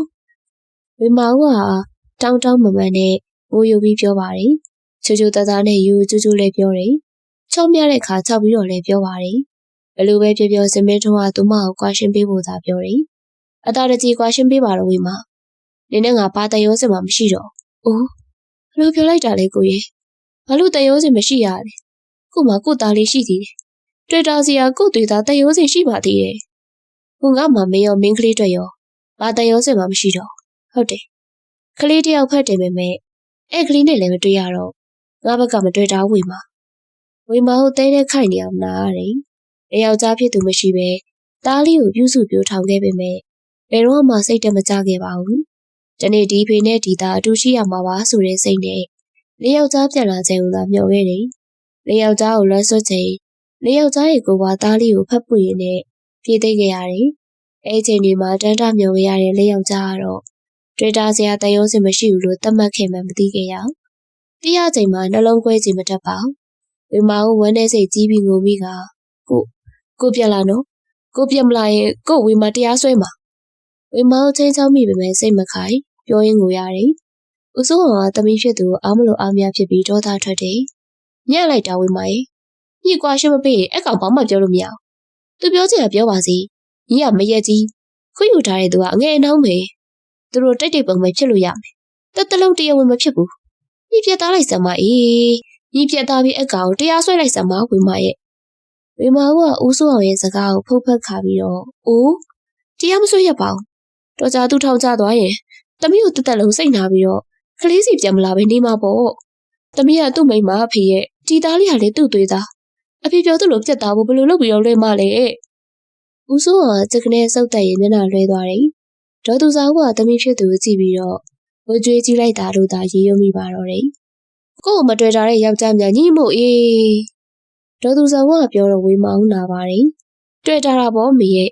့အမေသူ့ကိုနိုင်ငံခြားမလို့မချင်တမီးကိုတွေ့တာတယ်လေ။သူချစ်လို့မှယူထားတဲ့တမီးကိုမတွေ့တာပဲနေမလား။အဲတော့ကလေးကိုလည်းသူချစ်တယ်။တမီးတို့ကလိုတကွဲတပြားဖြစ်ရတာအမေကြောင့်ဝေမောင်းအဲ့လိုပြောတိုင်းဒေါ်သူစားဦးရှင်နဲ့မကောင်းကိုပေါင်မော်ကြောင့်မှကိုမိမန်းသိတာမျိုးဥမန်းသိတာမျိုးဆိုတဲ့အတိုင်းတမီးဖြစ်သူကိုသူမမစာနာမိတယ်လို့များဖြစ်နေပြီလားလို့ဒေါ်သူစားဦးတွေးရင်းနဲ့ရှင်ထဲမှာဘလောင်ဆူသွားမိပါတယ်ဝေမောင်ဒေါ်တီယာနဲ့တူဇမင်းတို့စီလိုက်သွားပါတယ်စုံစမ်းကြည့်တော့ရန်ကုန်မြို့ကလမ်းထဲမှာအိမ်ဝယ်ထားတယ်လို့သိရတယ်ဝေမောင်တို့အိမ်ကိုလိုက်သွားတော့ဇမင်းတို့ကိုမတွေ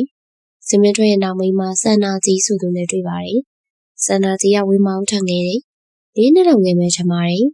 ်အသားဝေမောင်ထက်ဖြူတယ်ရုပ်လိုက်မဟုတ်ပေမဲ့သားဖြူတာကြောင့်ကြည့်ကောင်းပါတယ်ဒီမှာကတော့တောသူမို့သားအညိုတယ်အဲလို့ကိုလောရတဲ့သူမို့လက်တွေလည်းကျမ်းပါတယ်စန္နာကြီးကတော့နုနုဖက်ဖက်စစတွေ့ချင်မှမိတ်ဆက်တော့စန္နာကြီးကခက်ခါတီးတီးပါအိမ်ထဲတော့ဝင်မခံမတူသလိုမတန်သလိုနှိမ့်ချကြည့်တော့ဒေါ်တီတာမခံနိုင်မရင်ငယ်မအများငါတို့ကိုချိုးချိုးနေနေလားကြည့်ငါအကြီးနဲ့တက်ပုံပေါင်းသိနေတဲ့ဇင်းမင်းတို့ရဲ့အတော်သူ့ကိုတွေ့ချင်လို့လာတာဒေါ်တီတာရဲ့မရင်ငယ်မဆိုတဲ့သုံးနှုန်းကိုစန္နာကြီးကတိတ်နာပါတယ်သူမတိတ်ပုံမဟုတ်ကြောင်းဝေမောင်နဲ့မေယူခင်တွေကစိုက်ခဲ့ရပါလို့ပလီပလာပြောတယ်အဲ့ခါဒေါ်တီတာရှိပါတယ်အမလီ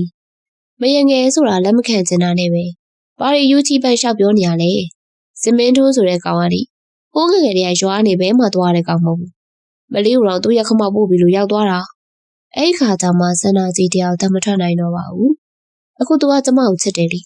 ကျမနဲ့တူတူနေတယ်ကျမတို့ကဟိုမှာအသည့်ရရှင်မှာတရားဝင်ယူထားပြီးသားကျမကသာသူ့မိန်းမပဲနှစ်ရှည်လာများမပေါင်းတရားရတဲ့သူကဘာမှမဆိုင်တော့ဘူးလေခုမှလာပတ်သက်ချင်လို့ရမလားဝ ဝေမာကမျက်နှာအောက်ချပြီးဆန္ဒစီကိုတောင်းပန်နေမြမရဲ့အမမှာသူနဲ့ရတဲ့ကလေးရှိတယ်မြမလူလွတ်ပါအိမ်မချင်းကိုချင်းစာပြီးဖို့အမတောင်းပန်ပါတယ်ဆန္ဒစီကဝေမာကိုမကြည့်ကြည့်ပြီးတော့ကျမသူကကျမကိုချစ်လို့ကျမနဲ့နေချင်လို့အမစီပြတ်မလားလေအမတောင်းပန်နေတော့ကျမဘာလို့ပေးရမှာလဲမိမချင်းလေကိုချင်းစာမပေးနိုင်ဘူးနော်အမဘာသာကလေးရှိရကျမနဲ့ပါဆိုင်လို့သူကတော့သူ့သွေးသားကိုမချစ်လို့အမနဲ့မပေါင်းတာလေကျမဘာပြောလို့ရမှာလဲဆန္ဒကြီးကတက်စီရပြောတယ်ဝေမာကစမင်းတို့မပြတ်နိုင်မှသိတာကြောင့်ဆန္ဒကြီးကကိုစင်ပွားလူလိုသတ်မှတ်ထားတယ်ဟဲ့မရင်ငယ်မငါတူကိုခေါ်ပြီးနော်ညီးနဲ့စကားမပြောချင်ငါတူငါပြောမယ်မရင်ငယ်နဲ့ပြောတာလေကုန်လေကိုပတ်တာမရင်ငယ်ဆိုတော့ဘာဖြစ်လဲဆန္ဒကြီးကဝေမာကိုကြည့်ပြီးတော့မရကြီးဖြစ်တော့ဘာကြီးလဲကိုလင်ကိုပြန်ခေါ်ခြင်းလို့ဒီမရင်ငယ်စီခက်ခက်ရရလာတောင်းမှနေတာမဟုတ်ဘူးလားတော်ဒီကလက်ပါစမားတွေဝေမာကတားထားတယ်သမီးယောက်ျားနဲ့မျက်နှာချင်းဆိုင်တွေ့ရဖို့အဓိကပါနေသေးတာပြောချင်တာပြောပါစီဆန္ဒကြီးကမဲပြတ်တယ်ဇင်မင်းတို့နဲ့တွေ့ခွင့်တောင်းတော့ချန်ပီယံနေပူမှာရက်ဆောင်ရတယ်အတော်လေးဆောင်မှာဇင်မင်းတို့ထွက်လာတော့ဝေမာကနင်းနေတဲကိုဝေမာကဇင်မင်းတို့ရဲ့လက်နှစ်ဖက်ကိုဆွဲကမျက်နှာကိုကြည့်ရင်လည်းငိုပါတယ်ကိုရဲ့မတွေ့ရတာဘယ်လောက်တောင်ကြာနေပြီလဲဝေမာလွမ်းလိုက်ရတာဝေမာကလွမ်းစွတ်တန်းတစွာမျက်ရည်ကျပေမဲ့ဇင်မင်းတို့ကတော့သူမကိုစိတ်ကားစွာကြည့်နေပါတယ်ဘာလို့လိုက်လာလဲဝေမာကိုရဲ့ကိုပြန်မလာလို့ဝေမာလိုက်လာလीကိုမလေးမရှိနေချင်းဆက်သွယ်မရတော့ဝေမာလိုက်လာဖို့လုပ်ပါသေးတယ်ဝေမာကိုပြောစရာတွေများရှိတယ်မေးစရာတွေလည်းရှိဒေါ်တီကတူဖြစ်သူကိုလုံးလုံးကြောခိုင်းထားတယ်သူမတို့ရှိတ်တနေရာကိုရွှေ့ပြီးတော့ကိုဝေမစီပြန်လာခဲ့ပါနော်ကိုသားလေးလည်းမျှော်နေတယ်ငါ့ကိုကွာရှင်းဖို့လုပ်ပေးပါဝေမာငါမင်းနဲ့မပေါင်းနိုင်တော့ငါပြန်လဲလာမှာမဟုတ်ဘူးငါဒီမှာပဲနေတော့မှာဝေမာကဇမင်းတို့ရဲ့လက်ကိုဆွဲခိုင်းလိုက်ပါတယ်ကိုရဲ့ကိုဟိုမိန်းကလေးကထိန်ချုပ်နေလိုက်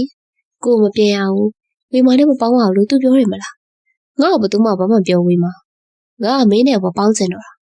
ကိုဝေမာကိုပြန်နိုင်လို့လားကိုဝေမာကိုတိတ်ချက်တာဝေမာသိတယ်ကိုမလေးကိုသွားတာဝေမာနဲ့ကိုသားလေးအတွက်ဆိုငါမင်းတို့ပတ်စံမပို့ခဲ့လို့လားချမ်းဝဲပေးတယ်အိမ်ဆောက်ပေးတယ်ရွှေတစင်စာပေးတယ်လုံလောက်သေးဘူးလားကိုရဲ့အဲ့ဒါတွေအကုန်ပြန်ယူပါကိုပိုင်လွတ်မှတ်လိုက်ပါနော်ဝေမစီကိုပဲကိုပဲပြန်လာရပါပြီတားလေးကိုငဲ့ပါဦးကိုသွေးသားရင်းချပါ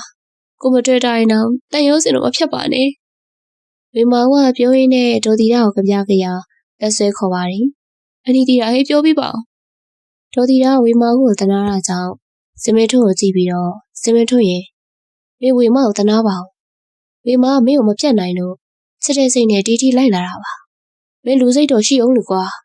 မင်းမသားတယောက်လည်းရှိပါသေးတယ်အတော်ဒီမှာလာနေချင်းကျွန်တော်ခေါ်ထားမယ်ကျွန်တော်ပြန်လာဖို့တော့မပြောနဲ့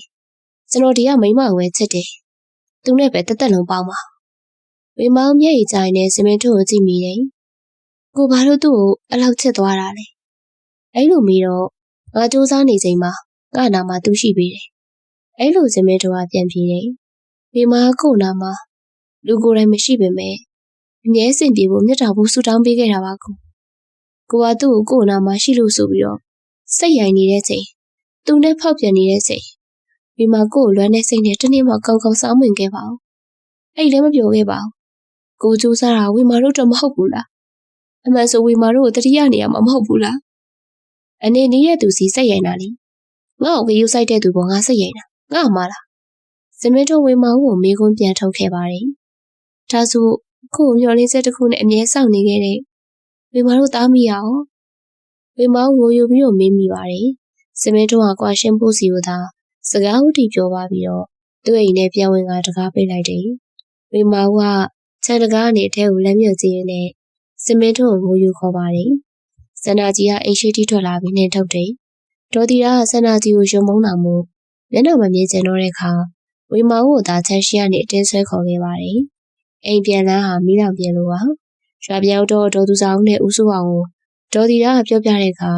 ဦးစိုးအောင်စိတ်တူပြီးဝေမာကိုရိုက်တယ်အဲ့လောက်တောင်တိတ်ခါမရလားဟမ်ဝေမာဒီမိမတိတ်ခါကြောင်လောက်ခဲ့ရတာလားဒီတိတ်ခါပမာလေဒီမှာဘာတိတ်ခါရှိသေးလဲမယငယ်မအိမ်ရှိသွားပြီးများဖောက်ပြန်တဲ့ကောင်ငိုယူခေါ်ရတယ်လို့ညီစငါရှက်တယ်ဦးစိုးအောင်ဝေမာအတွက်ဂယုဏဒေါသဖြစ်နေစိတ်တူကလက်မောင်းတွေကြော်တွေကိုရိုက်ပါတယ် ဝေမာဝကပြန်မပြောနိုင်တော့ပဲကျမ်းမြင့်မာသာတုံးလုံးလဲပါတယ်ဒေါ်သူစာဝကသမီးဖြစ်သူကိုတနာတော့ဝိထားခြင်းနဲ့ဦးစိုးအောင်ကထားလိုက်လို့ဆိုတာကြောင့်နားမသွားရင်ဦးစိုးအောင်မရှိမှဝေမာဝကိုရင်ကုန်နဲ့ဆွဲပွေပြီးတော့နှစ်ဖူးပေါ်စပင်းတွေကိုရှင်းလင်းပေးရင်ငိုပါတယ်အမေမားတွေပါကွယ်အမေနိုင်ငံသားကိုမပို့လိုက်တင်တာပါအဲ့လိုယူကျုံများစွာပြောမိပါတယ်ဝေမာဝကအသားနာမှာအတိတရားဝင်လာတယ်သူမအောက်ကျိုးခဲ့တာတွေပြန်တွေးစီရင်နဲ့ရှင်ထဲမှာစိတ်နေအောင်နာခြင်းနဲ့မျက်ရည်စမပြတ်ကြရင်လူကတုံရင်ပြီးအမေဖြစ်သူကောင်ပြန်လည်းမပွေးဖက်နိုင်ပါဘူးအဲကျဝေမာဦးစီကိုဖုန်းလာတယ်မတရုံတမဲခံစားနေရချိန်မှာဝေဒနာထပ်ပြီးဖို့စင်မထုံးဖုန်းဆက်ပါတယ်ငါ့ကိုကွာရှင်းပေးပါဝေမာငါနေနဲ့လင်းများဖြစ်တဲ့နှစ်တွေမှာလင်းများလို့ပေါင်းတင်နေကြတာဘယ်နှစ်နှစ်ရှိတယ်နေကငါ့ကိုခိုင်းဆောက်ပြီးယူခဲ့တာငါနေကိုပေးတဲ့လောက်ပေးပြီးပြီငါ့ကိုကြုံလုံးလို့မဝသေးဘူးလားငါပဲချိန်ချင်းနေစီမှာကြုံခံနေရမှာလေဝေမာဝကဘာမှမပြောဘဲတုံရင်းနဲ့မျက်ရည်တွင်တွင်ကြတယ်အဲ့ချိန်စန္ဒကြီးရဲ့အတန်ထွက်လာတယ်ကလေးအကြောင်းပြပြီးတော့လာမချုပ်နဲ့နော်အဲ့ကလေးနဲ့တာဝန်မယူခြင်းဒီပို့လိုက်ငါမိဘမေအကြောင်းပို့ပြီးမယ်ဝေမာဝကလက်တီးချစ်ချစ်ဆုံရင်အန်စိတ်မိတယ်ဘုံကစပီကာဖွင့်ထားတော့မို့ဒေါ်သူစာဦးလဲကြားပါတယ်ဒေါ်သူစာကဒေါသဖြစ်ပြီးတော့ဟက်ကောင်မငါမျိုးကိုနင်တို့လိုအမျိုးရုပ်လက်ထက်မထည့်ဘူးသူများလေးကိုကြောင်တောင်လိုက်ထားတဲ့အောက်တန်းစားမများနင်တို့ကောင်မငါတို့ကိုဒီလိုပြောဖို့အဆင်မရှိဘူးဆိုတာကိုသိထားငါတို့မော်ပြီးတော့ကြိုက်မနေနဲ့ခွေးမသူများလေးကိုယူထားပြီးတော့အဆွဲထောင်ပြမယ်ကိုအဆင်ကိုသိဒေါ်သူစာကဖုန်းချပြလိုက်တယ်ဝေမာကဝမ်းနေစိတ်ဒေါသစိတ်ကံပြင်းစိတ်နာကြီးစိတ်တွေနဲ့အမေဖြစ်သူကိုတအားပွေးဖိုင်နဲ့ငိုချမိပါတော့တယ်ဝေမာကစားလည်းမစားချင်ဘာမှလည်းထားမလို့ချင်တာကိုအဲ့ရပေါ်မှာသာလဲလို့နေတယ်ဦးစိုးကသမီးဖြစ်သူကိုသွားစီပြီးတော့အားများဖြစ်နေပါတယ်ကိုပေါ်ဖောက်ပြန်သွားတဲ့ယောက်ျားကိုမမတ်ဆက်လို့ဆိုပြီးဒေါသဖြစ်နေတယ်အဲ့ခါဒေါ်သူစာကဦးစိုးအောင်နာခေါ်ပါတယ်ဦးစိုးအောင်ရေသမီးကစမဲထိုးဟိုးငယ်တွေကတန်ရောစင်ရှိခဲ့တာလေသူချစ်လို့မှယူခဲ့တဲ့ယောက်ျားချက်ချင်းဘယ်လိုလုပ်ပြီးတော့ပြတ်နိုင်မှာလဲယောက်ျားတွေကသာရက်ဆက်တဲ့နှလုံးသားရှိလို့ကိုသွေးသားတော့မငဲ့ပဲဖောက်ပြန်သွားနိုင်တာမိန်းမတွေမှာတော့ခံဘက်ကကြီးယောက်ျားတိုင်းတော့ရက်ဆက်တတ်တာမဟုတ်ပါဘူးမသူစားရဲ့ဒီလိုယောက်ျားမပီသားတဲ့ကောင်လူမပီသားတဲ့ကောင်အတွက်သမီးအချိန်ကုန်ခံလူပင်မန်းခံပြီးခံစားနေရတော့ငါစိတ်တူမိတာစိတ်မတူပါနဲ့တော့သမီးကိုယ်တိုင်ခံစားနေရတာသမီးပဲသိမှာပေါ့ကျုပ်တို့ကသာမခံနိုင်လို့ဘေးရဒေါသထွက်သမီးနေတယ်ကကို့လင်ကိုယောက်ျားလေးခလေးလေးရှိတော့ခဏလေးနဲ့အလွယ်ပဲပြတ်နိုင်အောင်လေဦးစိုးအောင်ကစိတ်လျှော့လိုက်တယ်ညနေနေဝင်ရေတရောရောက်တော့သမီးဖြစ်သူရေချိုးဖို့ရေတုံရကနေရေနှိပ်ပြီးဘုံလေးကုံရေပြေးထည့်လိုက်တယ်ရေကုံပြေးမှသမီးဖြစ်သူကိုသွားခေါ်တယ်ဝေမာဝကျမ်းမြင့်ဘွားတင်ပြိုးဖြတ်လေးမှာဘေးတစောင်းလဲနေပါတယ်ရှာမင်းသူလေးကိုမနေ့တည်းကဒေါ်သူစားကိုခေါ်ထားတာမို့ဒီမှာမရှိဦးစိုးအောင်ကသမီးဖြစ်သူဘေးမှာထိုင်ချပြီးတော့ပကုံးအသားကိုင်းနဲ့သမီးဝေမာရေချိုးတော်လေးကွယ်ညနေဆောင်နေပြီဝေမာကအဖေဖြစ်သူနားရောက်လာမှမျက်ရည်ကျတယ်မနေ့ကအဖေဖြစ်သူရိုင်းနေတာကိုခံခဲ့ရပေမဲ့အခုချိန်ဒီသူမစင်မင်းတို့မပြတ်နိုင်သေးတာမို့ဝမ်းနဲ့ငိုကြွေးနေပါတယ်ဦးစိုးအောင်ကတက်ပြေးချပြီးတော့အဖေနားလေပါတယ်သမီးယောက်ျားကိုသမီးပဲပြတ်နိုင်အောင်ပါလေဒါမဲ့တန်းလို့လားသမီးသူကဟိုမှာနောက်မိန်းမနဲ့ပြောနေရဲ့ချိန်သမီးကဒီမှာအိပ်ရတယ်လဲနေတယ်သမီးမှပြန်ကြည့်ဖို့တားတယောက်ရှိသေးရဲ့နော်သမီးသားလေးတို့သမီးပြန်ထားလိုက်စမ်းပါလွမ်းစရာရှင်နာစရာနဲ့ဖြေသမီးမှအဖေရောမေရောရှိတယ်ဘာမှအားငယ်နေအကောင်မရှိလို့သမီးဘွားဘာမှဖြစ်မသွားဝေမာကအဖေဖြစ်သူကိုမျက်ရည်နဲ့ကြည့်မိပါတယ်ဦးစိုးကပကုံးကိုအသာကိုင်းပြီးနှစ်သိမ့်တယ်ဝေမာကအဖေဖြစ်သူရဲ့လက်လေးကိုစုပ်ကိုင်းနေမျက်ရည်ကျမိတယ်တကယ်တော့ဘဝမှာအကောင်းဆုံးယောက်ျားအဖေပါပဲဝေမာများစာစားပြီးမိဖြစ်သူနဲ့ခုပြစ်လေးမှာထိုင်ပြီးစကားပြောကြတယ်သူကဘလို့စိတ်နဲ့များသမီးကိုပြတ်နိုင်ရလေအမေသမီးကိုထားပါအောင်သူနဲ့ရတဲ့သူ့သွေးသားအောင်သူမတွေ့တော့ဝေမာကသူမချစ်တဲ့ယောက်ျားသူမကလေးရဲ့ဖေးနဲ့တသက်လုံးဝေးရအောင်မယ့်အဖြစ်ပြတ်သားမယ့်ဖြစ်ကိုခုထိမယုံကြည်နိုင်သည်ဇမေတိုနိုင်ငံသားပြန်လာရင်မိသားစုလေးပြောရှင်းရမယ်လို့ထင်ခဲ့တယ်ယုံကြည်ခဲ့တယ်ကိုဘက်ကသစ္စာမပြတ်ရှိခဲ့တယ်ဇမေတိုလိုဖောက်ပြန်မှုလေးလေးသက်သာတားလေးကိုတော့ချစ်မဝတွေးကြည့်တော့ရင်နာစရာကောင်းပါလေသမီးသူ့ကိုတကယ်လဲလွှတ်လိုက်ရတော့မှလားဒေါ်သူစာကသမီးဖြစ်သူကိုဂယုဏတက်စွာကြည့်မိတယ်စိတ်ကိုဒီလိုပဲဖြစ်ရမှာပေါ့သမီးရဲ့ဆွဲထားရင်နာကျင်ရမှာတိတိနဲ့ဘာလို့နာကျင်ခံပြီးဆက်ဆွဲနေမှာလဲလှုပ်ပေးလိုက် သူ့ကိုကိုယ်လွတ်မြောက်ပါစေ။သမီးတို့ကိုမပြတ်နိုင်တာသမီးပဲနာကျင်ရတယ်။သမီးတို့ကိုဆွဲထားတာသမီးပဲဆုပ်ယုပ်ရတာ။စဉ်းစားသမီးဒေါ်သူစာဟုတ်ပြောတာမှန်ပါတယ်။နေနေညညမစားမတော့ပဲနေတော့လေဝေမောင်ပဲအရာတွေလဲရတယ်။အရင်ကချက်ခဲ့ကြတာကြီးနိုးခဲ့ရတာတွေပြောခဲ့ရတာတွေပြန်တွေးတော့လေဝေမောင်ပဲစိတ်ပင်ပန်းရတယ်။စမေတော့ဒါတွေကိုသတိရတော့မှတော့မဟုတ်။နောက်မိမနဲ့သာပြောမြူးနေတာမို့ဝေမောင်ကိုစိတ်ထဲပဲရှိမှာမဟုတ်။ဝေမောင်မှသာသက်စာမပြတ်ပဲလင်းယောက်ျားကိုသာစိတ်နှလုံးသွင်းထားတာမို့တိမတက်ခံစားတာဖြစ်ပါတယ်။ခုဒီလေသားလေးကိုမြင်တိုင်းဝေမောင်မျက်ရည်ဝဲမိတယ်။ဒေါ်နန်းရဲ့သားပြောပြတယ်။သူတို့ဒီမှာအတိတွေရှိတရားဝင်ယူထားပြီးသားဆိုတာရှောက်ပြောတာတယ်။စန္ဒာကြီးကစမဲထုံးနဲ့မညစ်ခင်ရဒီဟာတခြားကောင်တွေနဲ့ဇက်လန်းရှုပ်ပူတယ်။ပြီးတော့သူကအစတွေကတခုလက်သူ့ဘသူမှအတိမတွဲကြ။သူ့အကြောင်းသိတဲ့သူတွေကြည့်ပဲမလို့ဒီဟာတခြားဘဲကောက်နာမှလေသူကက်လို့မရတော့ဘူးလေ။စမဲထုံးကပဲသူ့ကိုယုံသူ့အတိတွဲလို့မြဲသွားကြတာ။အဲ့ကတော့သူစာဝရွှရှားစွာနဲ့ဖက်နှက်ပြက်နဲ့ခွေးငက်ကြောင်ကရင်းပြက်နဲ့ဇေယျတောင်မှန်ကျိုးတောက်တွေ့ကြတာပေါ့ဤအဲ့လိုပြောလိုက်ပါတယ်ဝေမောင်ကစမဲထုံးကိုဖုန်းဆက်တယ်နေကွာရှင်းလက်မှတ်လို့ချင်းငါစီကိုကွာရှင်းစာချုပ်ယူခဲ့နေနဲ့ငါယူတော့ကနေတော်နဲ့ငါမိပါရရှိမှာတိတ်ခါရှိရှိယူခဲ့တာအခုပြတ်မယ်ဆိုရင်လည်းအားလုံးရှိမှာပဲတိတ်ခါရှိရှိပြည့်စင်မယ်နေနောက်မိမကိုတော့ခေါ်မလာနဲ့သူကနေရဲ့နောက်လို့ငါတို့ကိစ္စငါတို့ချင်းပဲပြည့်စင်မှာသူပါဖို့မလို့ဖုန်းဆက်ပြီးနောက်တရက်ပဲညနေစမဲထုံးရောက်ချလာတယ်ခေါ်မလာပါနဲ့လို့တေးချပြောရနဲ့စန္ဒာကြီးအတူပါလာတယ်။စန္ဒာကြီးပါတော့ဘသူမှကြည့်ပြီးတော့ဒေါ်သူစာဝရုံမုံစွာနဲ့စမဲထုံးနေကိုမယငယ်မှခေါ်မလာနဲ့လို့ပြောလိုက်ရတာနဲ့ဘာလို့ခေါ်လာလဲ။ချန်ခုံနဲ့သက်ဆက်ဖောက်ကောင်ရွာပြန်လာနဲ့တော့ငါတို့ရွာအတော့နာနေပြီ။မယငယ်မှပါလာတော့ရွာနာမည်ပြတ်တယ်။စန္ဒာကြီးကဆက်ဆက်ခါနာသွားပြီးဒေါ်သူစာကိုစူးစူးဝါကြည့်တယ်။သူ့ယောက်ျားသွားတဲ့နောက်သူ့မိန်းမကလိုက်မှာပေါ့။ပါစမ်းလို့လေ။ဒေါ်သူစာဝရှိတယ်။ဘခွတ်ထုခွက်လည်းရှိပြတယ်။ပြီးမှချင်းချင်းဆူဆူကြည့်ပြီးတော့နေကသူ့မိန်းမမဟုတ်ဘူးလေ။သူ့တရားဝင်မိန်းမဒီမှာငါသမီးနေကတိတ်တိတ်ပုံမရလေကောင်မရဲ့။စန္ဒာကြီးကမျက်လုံးပြူးပြီးတော့ရှင့်သမီးတွေကမပေါင်းသင့်တာကြပြီလေ။ခုကျမနဲ့ပေါင်းသင့်ပြီးကျမနဲ့တူတူနေနေတာ။အဲ့တော့ကျမမှတရားဝင်ပေါ့။ဒေါ်သူစာဝတဟားရှိပါတယ်။အမလေးဟဲ့သူများလေးကိုခိုးယူပေါင်းသင့်ပြီးတော့သူ့အမတရားဝင်မှာဆိုတော့အရှက်ကိုရှိတာအနိစမင်းတို့ကဒေါ်သူစာကိုကြည့်ပြီးတော့ကျွန်တော်ကွာရှင်းလက်မှတ်ယူဖို့လာတာအနိမဆိုင်တာတွေမပြောပါနဲ့စမင်းတို့ကသူမဘက်ပါတော့စန္ဒာကြီးကမန်တက်ပြတယ်ဒေါ်သူစာကမဲဖြစ်တယ်ကို့ငယ်ဦးထီတော့ဟိုဟာထိတ်ကိုတရေဝဲမှန်တယ်လို့နာနေလိုက်တာဟဲ့အေးပေါ်ဒေါ်သူစာကစမင်းတို့ကိုတလဲစန္ဒာကြီးကိုတလဲကြည့်တယ်ဖက်နှက်ပြက်နဲ့ခွေးငတ်တွေ့ကြတာအဲ့လိုပြောခံရတော့နှစ်ယောက်လုံးနာကြတယ်ဝေမာဝဒေါ်သူစာကိုတားလိုက်တယ်အမေထားလိုက်ပါသမီးကွာရှင်းပေးလိုက်တော့မယ်နေအောင်သမီးဒီတိုင်းကွာရှင်းလို့ဘယ်ရမလဲသမီးမှသူ့ကလေးရှိတယ်အဲ့တော့ကလေးအတွက်တလောက်ကိုကလေးစီဘယ်လောက်ထောက်ပံ့မှာလဲဝေမာဝဇမင်းထုံးကိုကြည့်လိုက်တော့ဇမင်းထုံးကခါခါတီးတီးကျွန်တော်အိမ်နဲ့ခြံနဲ့လည်းလုပ်ပေးပြီးပြီရွှေတစင်စာလေးပေးပြီးပြီဘာထက်လို့ကျင်းသေးရလဲဇမင်းထုံးမင်းအဖေတယောက်မဟုတ်ဘူးလားမင်းနဲ့ရတဲ့ကလေးလေးကလေးအတွက်ထောက်ပံ့စီပေးရမှာပေါ့ဒေါ်တီတာကရန်နာထောင်ရင်းနဲ့ဝင်ပြောတယ်အဲ့ဒါဆိုလက်ထပ်ပွားပစ္စည်းအိမ်နဲ့ခြံနဲ့ရွှေတစင်စာရှိရလေအဲ့ဒါကိုကျွန်တော်တို့တဝက်ခွဲပြီးဒါဆိုကလေးထောက်ပံ့စီပေးမယ်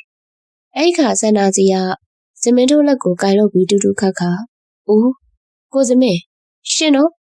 ဘာလို့ကလေးထောက်ပံ့စီပေးရမှာလဲအဲ့ကလေးတို့မဆောက်ရှောက်နိုင်ရင်ကျမတို့ပေးလို့ပြောပြီးလေမိဘမေကြောင်ပို့ထားလိုက်ရုံပေါ့နေပါစကားပြောရလေဝေမာဝဒေါသထောင်းကလေးထွက်ပြီးစန္ဒာကြီးကိုလက်ညှိုးငေါက်ငေါက်ထိုးပြီးမေးမိတယ်ဝေမာဦးမျက်ရည်ကျရင်နဲ့မျက်လုံးရဲရဲတွေနဲ့စန္ဒာကြီးကိုကြည့်နေတယ်စန္ဒာကြီးကမျက်နှာကြောတင်းတင်းနဲ့ပြန်ကြည့်တယ်ဝေမာဦးကစန္ဒာကြီးရဲ့ပါကိုလွှတ်ရက်လိုက်ပါတယ်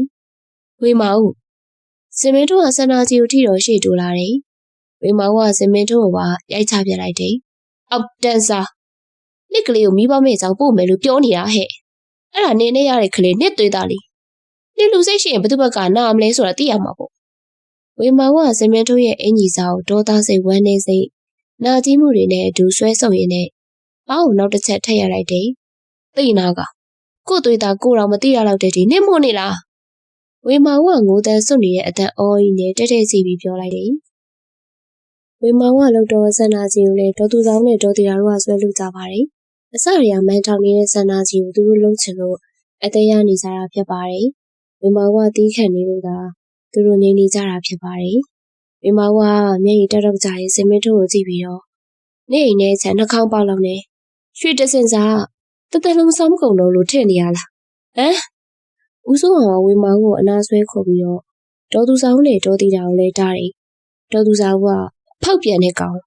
်ဘာမှပြန်မပေးနိုင်ဘူးစန္ဒာကြီးကခေါင်းမွေးတွေစုပ်ပွားနေတဲ့ကြားကနေကျန်းကျုပ်စွာနဲ့ကြည့်ပါတယ်မပေးလို့ရမလားကွာရှင်လက်ထပ်ပွားပစ္စည်းကတယောက်တော့ခွဲရတာမယငယ်မလူနေနော်ဒေါ်သူဆောင်ကထမေုံမပြီးတော့အသက်ကုန်ချက်អော်တယ်။အရာတကာစန္ဒာကြီးကဝင်ပွားနေတာကိုဒေါ်သူဆောင်လွန်စွာစိတ်ကုန်ပါတယ်။စမင်တို့ကဒေါ်သူဆောင်ကိုကြည့်ပြီးတော့အဖွားကြီးခုထိလောဘတက်နေတော့အဲ့ဒါကြောင့်ခမရသမီးကိုကျွန်တော်ထားခဲ့တာ။ဒေါ်သူဆောင်ကစမင်တို့ကိုပါရိုက်ဖို့ပြင်တော့စမင်တို့ကလက်သီးနဲ့ရွယ်တယ်။ဝေမာကအမေဖြစ်သူကိုလက်သီးနဲ့ရွယ်တော့စမင်တို့ရဲ့မျက်နှာတွေလက်မောင်းတွေကိုဖျက်ရိုက်ပြလိုက်တယ်။စန္ဒာကြီးကဝေမောင်ရဲ့စပင်ကိုဆွဲတော့ဒေါ်သူဆောင်ကဝင်လောက်တယ်။ဒေါ်သူဆောင်ပါတော့ဒေါ်သူရကအတူရောလို့ရင်ချမ်းထဲမှာရုံရင်ဆန်ခံဆူညံနေပါတယ်။ဦးစိုးအောင်ကအားလုံးကြားနေစမင်းတို့ကိုချမ်းပြန်ဆွဲထုတ်လိုက်တယ်။စမင်းတို့ကဦးစိုးအောင်ကိုတော့အားချင်းမမြတော့ကြောင်းကိုတီလက်ရောက်မလို့ရင်ချမ်းပြန်ဖြစ်တယ်လို့ရောက်သွားတယ်။စန္ဒာကြီးကမြေကြီးမှာထမိန်နေလဲကျွတ်ထမိန်နေလဲဖုံလူလူနဲ့မျိုးလို့မကောင်း။ဦးစိုးအောင်မိမနဲ့သမီးကိုတားပြီးတော့တော်ပြီ။တော်ကြတော့ဟာလူမြင်မကောင်းငါတို့ကတိတ်ခါရှိနေကြရတဲ့သူတွေကိုကျတရားပြက်ပြပြီ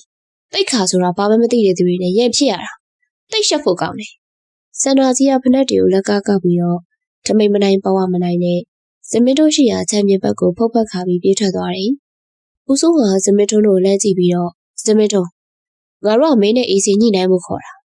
ခုတော့ဘလူနီနဲ့မှဒီကိစ္စအေးစစ်မပြီးနိုင်တော့အဲ့တော့လေမင်းတိုက်နဲ့မင်းကက်မော့ကွာမင်းသွားတော့မင်းနဲ့တရားဥပဒေရပဲစကားပြောတော့မယ်စမင်းတို့ကမျက်လုံးပြူပြီးဒေါ်တီရာကိုအာကိုတကြီးလှမ်းကြည့်တယ်အတော်ငြိမ်နေတော့မှလားဒေါ်တီရာကကြနေတဲ့မျက်ရည်ကိုခက်ချမ်းချမ်းဖိထုတ်ပြီးတော့မျက်နှာလွှဲကဲပြစ်လုပ်လိုက်တယ်စမင်းတို့ဒေါ်တီရာသူမအိမ်မလည်းလက်မခံတရားလုံးကလည်းအကြောင်းသိသွားတော့ဘယ်ရမှလက်မခံကြတာမို့သူတို့ညာရင်းချင်းမိတ်ရွာထွက်သွားကြပါတယ်သမီးစမင်းတို့တရားစွဲခြင်းဆွဲလို့ရရင်တော့သူအများဆုံး19နှစ်ထိကြာနိုင်တယ်မိမကအစိတ်နာပေမဲ့တရားစွဲခြင်းစိတ်မရှိပါဘူးကို့ကိုမချစ်တော့တဲ့ယောက်ျားကိုတရားစွဲလိုက်တော့လေကို့ကိုပြန်ချက်လာမှမဟုတ်တာလို့တွေးရင်းနဲ့မစွေးချင်ပါဘူး။ကွာရှင်းပေးလိုက်ပြီးသူလဲသူ့ဘဝနဲ့သူနေကိုလဲကို့ဘဝနဲ့ကိုနေတော့မယ်လို့စိတ်ဆုံးဖြတ်ထားပါတယ်။သူကကို့ကိုဘာမှမငဲ့ပဲကိုကတော့ထားခဲ့တဲ့မြတ်တာတွေကိုငဲ့ပြီးတော့ထောင်ချအောင်ထင်မလို့ရပါဘူး။အပူတွေလည်းမယူချင်တော့ပါဘူး။ငြိမ်းချမ်းချင်ပြီးမျိုးအေးဆေးလက်လွတ်ပြီးတော့လွတ်လပ်ခွင့်ပေးလိုက်တော့မယ်လို့စိတ်ကူးထားတယ်။အဲ့ဒီညစမင်းထုံဖုန်းဆက်မလာခင်ထိပါ။အဲ့ဒီညစမင်းထုံဖုန်းဆက်လာတော့ဝေမောင်ကွာရှင်းပေးမယ်အကြောင်းလက်ထပ်ပွားဖြစ်တဲ့အိမ်နစ်ချန်ရွှေတစင်စာကိုတဝက်ခွဲပေးမယ်အကြောင်းနဲ့ကလေးစီလည်းပေးစရာမလိုဆောင်ပြောဖို့တွေးထားတယ်။ဒါမဲ့စမင်းထုံဖုန်းဆက်လာတာဒီမှာငါမိမကိုမင်းတို့ဝိုင်းလို့ကြတာနှခမ်းလေးပေါက်သွားတယ်။လက်တွေလည်းစုပ်ပြဲသွားတယ်။စေးကမ်းပြထားတဲ့စေးစာယူပြီးတော့ငါမင်းတို့ကိုထိလေးယောက်ကျူးလို့မှုနဲ့တရားစွဲမယ်။ကျမလုံးဝမကျင်တတ်နိုင်ဘူးနော်ကိုစမင်းရှစ်အရင်မိမနဲ့သူ့မိတွေကိုကျမထောက်ချရမှာကိုကျင်နေမယ်။စန္ဒာကြီးရဲ့လမ်းအော်တန်းလေးကြားရတယ်။မိမကလက်ကျန်တယောစင်မှာအကုန်ပြတ်တောက်သွားပြီးတော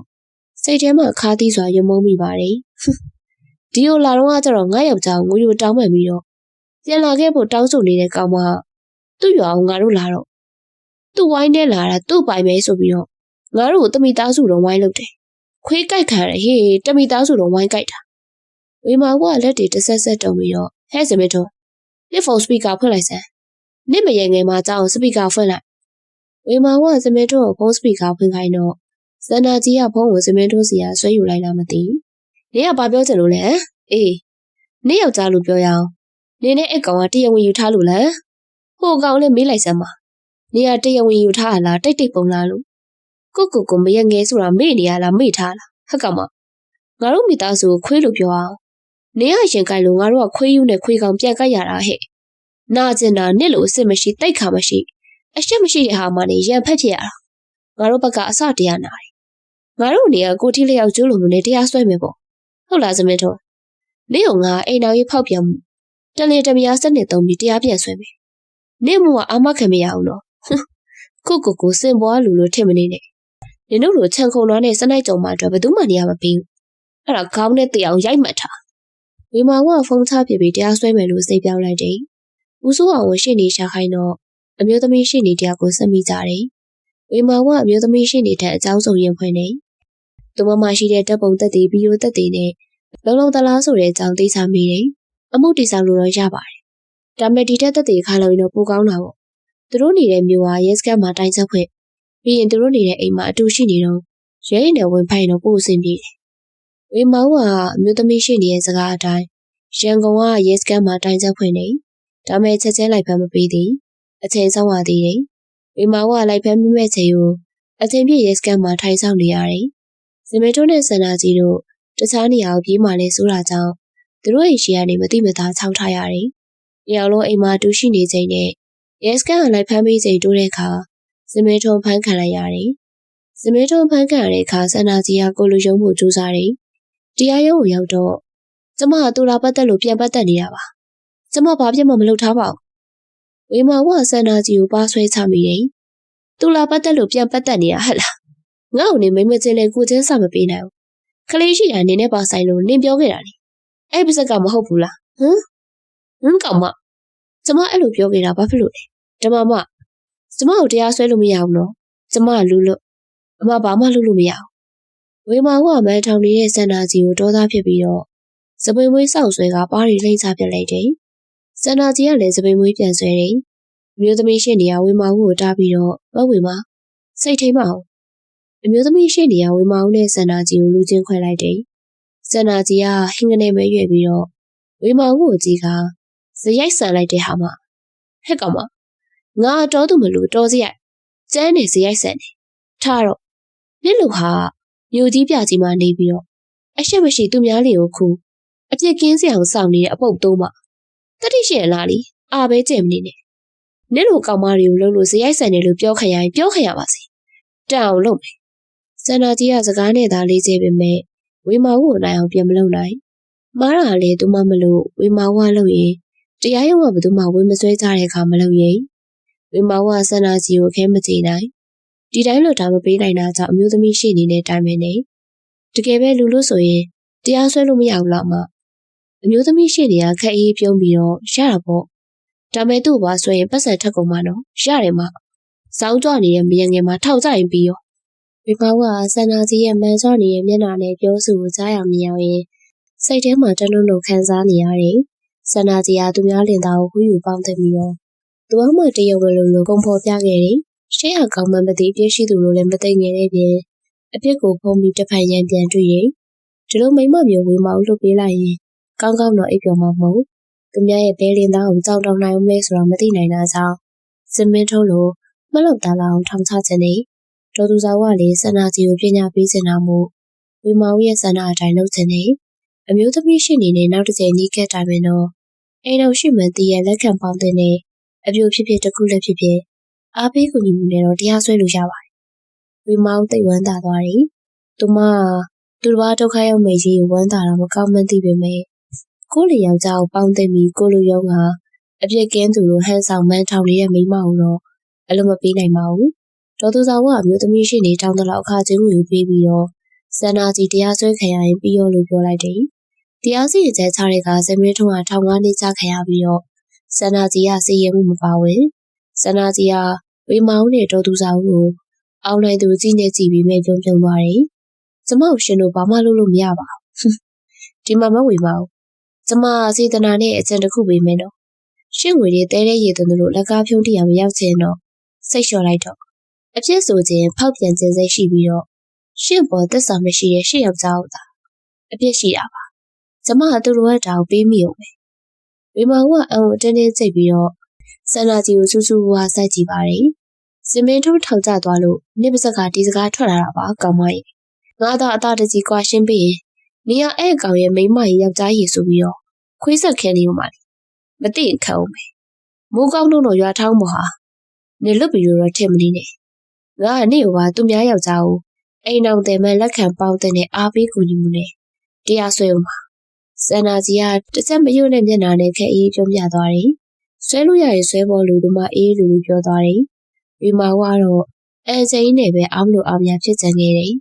ဝေမာဝဆန္ဒစီကိုမကြည်တဲ့ချက်တွေစုပြုံတဲ့အခါရှင်တဲ့မိစကိုတဖြည်းဖြည်းမွေးမြူထားသလိုဖြစ်လာတယ်အဲ့မိစကိုမွေးမြူထားသူသူမကိုတအားပူလောင်စေပါတယ်ဝေမာဝမျိုးသမီးရှင်တွေကိုတဲတန်ဖိအားပေးတယ်အမတရားစွဲလို့ကဘယ်တော့ရမှာလဲ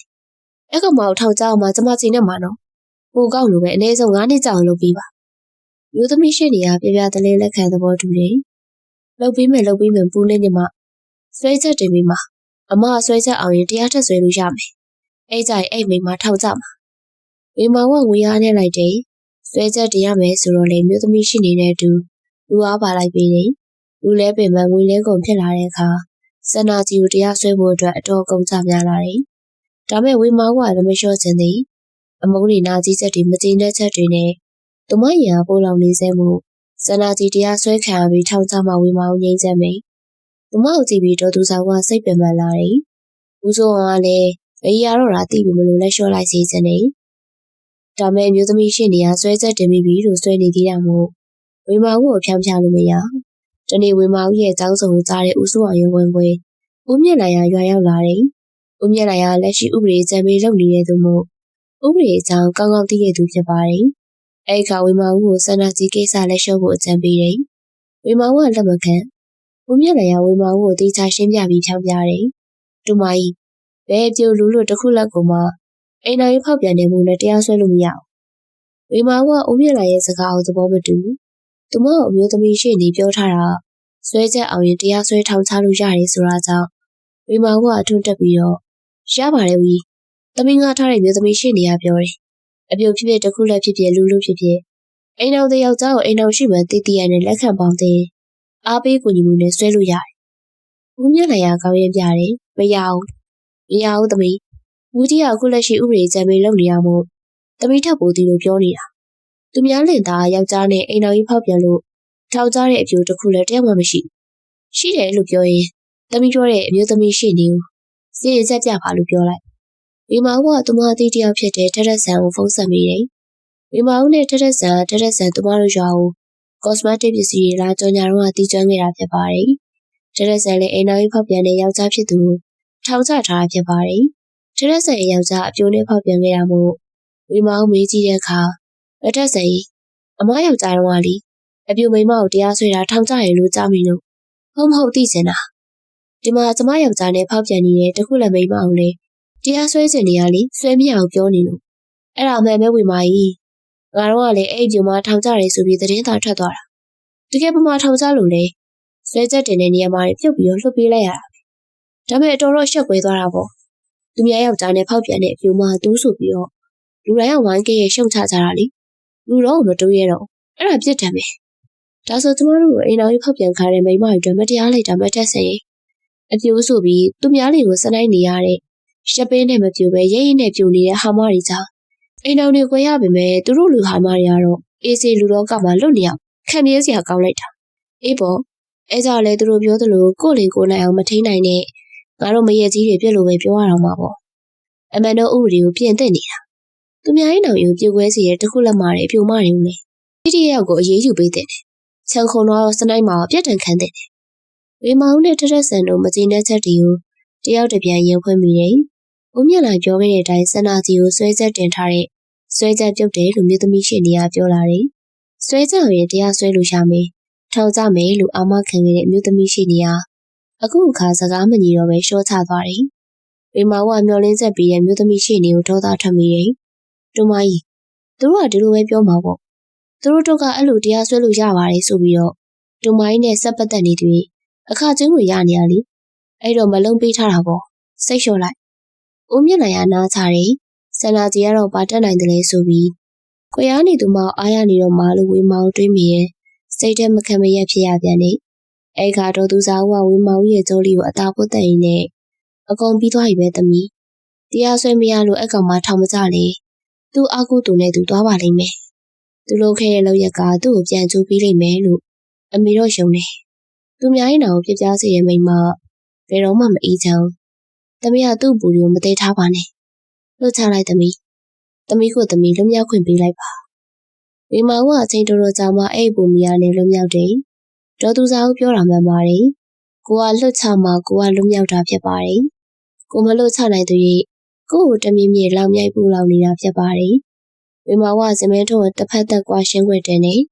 စမင်းထုံးကသိတော့ကိုလွတ်လာရင်သားလေးနဲ့ပြန်လာနေပြစီဝေမာကိုနဲ့မကွာရှင်းပါနဲ့စန္ဒာကြီးကရန်ကုန်အိမ်ကိုရောက်ပြီးမလေးကိုပြန်ထွက်သွားပြီလို့သိရတယ်။ထောင်ဝါတက်ရင်သွားစရာနေရာမရှိအောင်မို့သူမကိုပြန်ကက်နေပြီဆိုတာဝေမောင်သိလိုက်တယ်။အရှိမရှိပြောရင်တော့ယောက်ျားတက်မယ်မျက်နှာပြောင်တက်ပြီးပြောရဲပါစက်ခွေးကြွေးမှုကောင်းတယ်။အရင်ကနေပဲငါ့ကိုကွာရှင်းလာကြည့်ရဲ့ဆို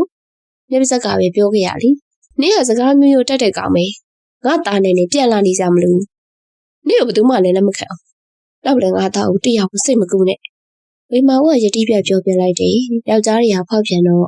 မယားမျက်နှာလည်းမကြည့်သားမျက်နှာလည်းမကြည့်ပဲနဲ့သူတို့ဒုက္ခရောက်တော့ဒီမယားစီပြန်လာခြင်းရတာနဲ့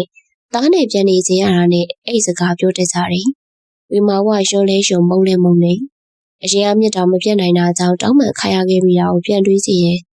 အဲ့ချိန်ရဝေမာဝကိုပါသွားရိုက်ချင်မိတယ်ကွာရှင်းမပြီးပဲဖောက်ပြန်တိုင်းမိဖမ်းပြီးထောင်ချလို့ဦးစိုးအောင်အကြံပေးတယ်ဒေါ်သူစာကတမီဖြစ်သူကိုမအေးချမ်းတဲ့ဘဝနဲ့အပူလောင်စီခြင်းတော့တာမို့အဲ့ကြံကိုအားမပြီးလွတ်ပေးလိုက်ပါသမီးသူဖောက်ပြန်မဲ့ခြင်းကိုစောင့်ကြည့်ပြီးတော့ထောက်လိုက်ချနေတော့လေသမီးပူလောင်ရတယ်သူ့ဘဝနဲ့သူ့လည်းသူ့လျှောက်ပါစီသမီးလည်းသမီးသားလေးနဲ့သမီးအတွက်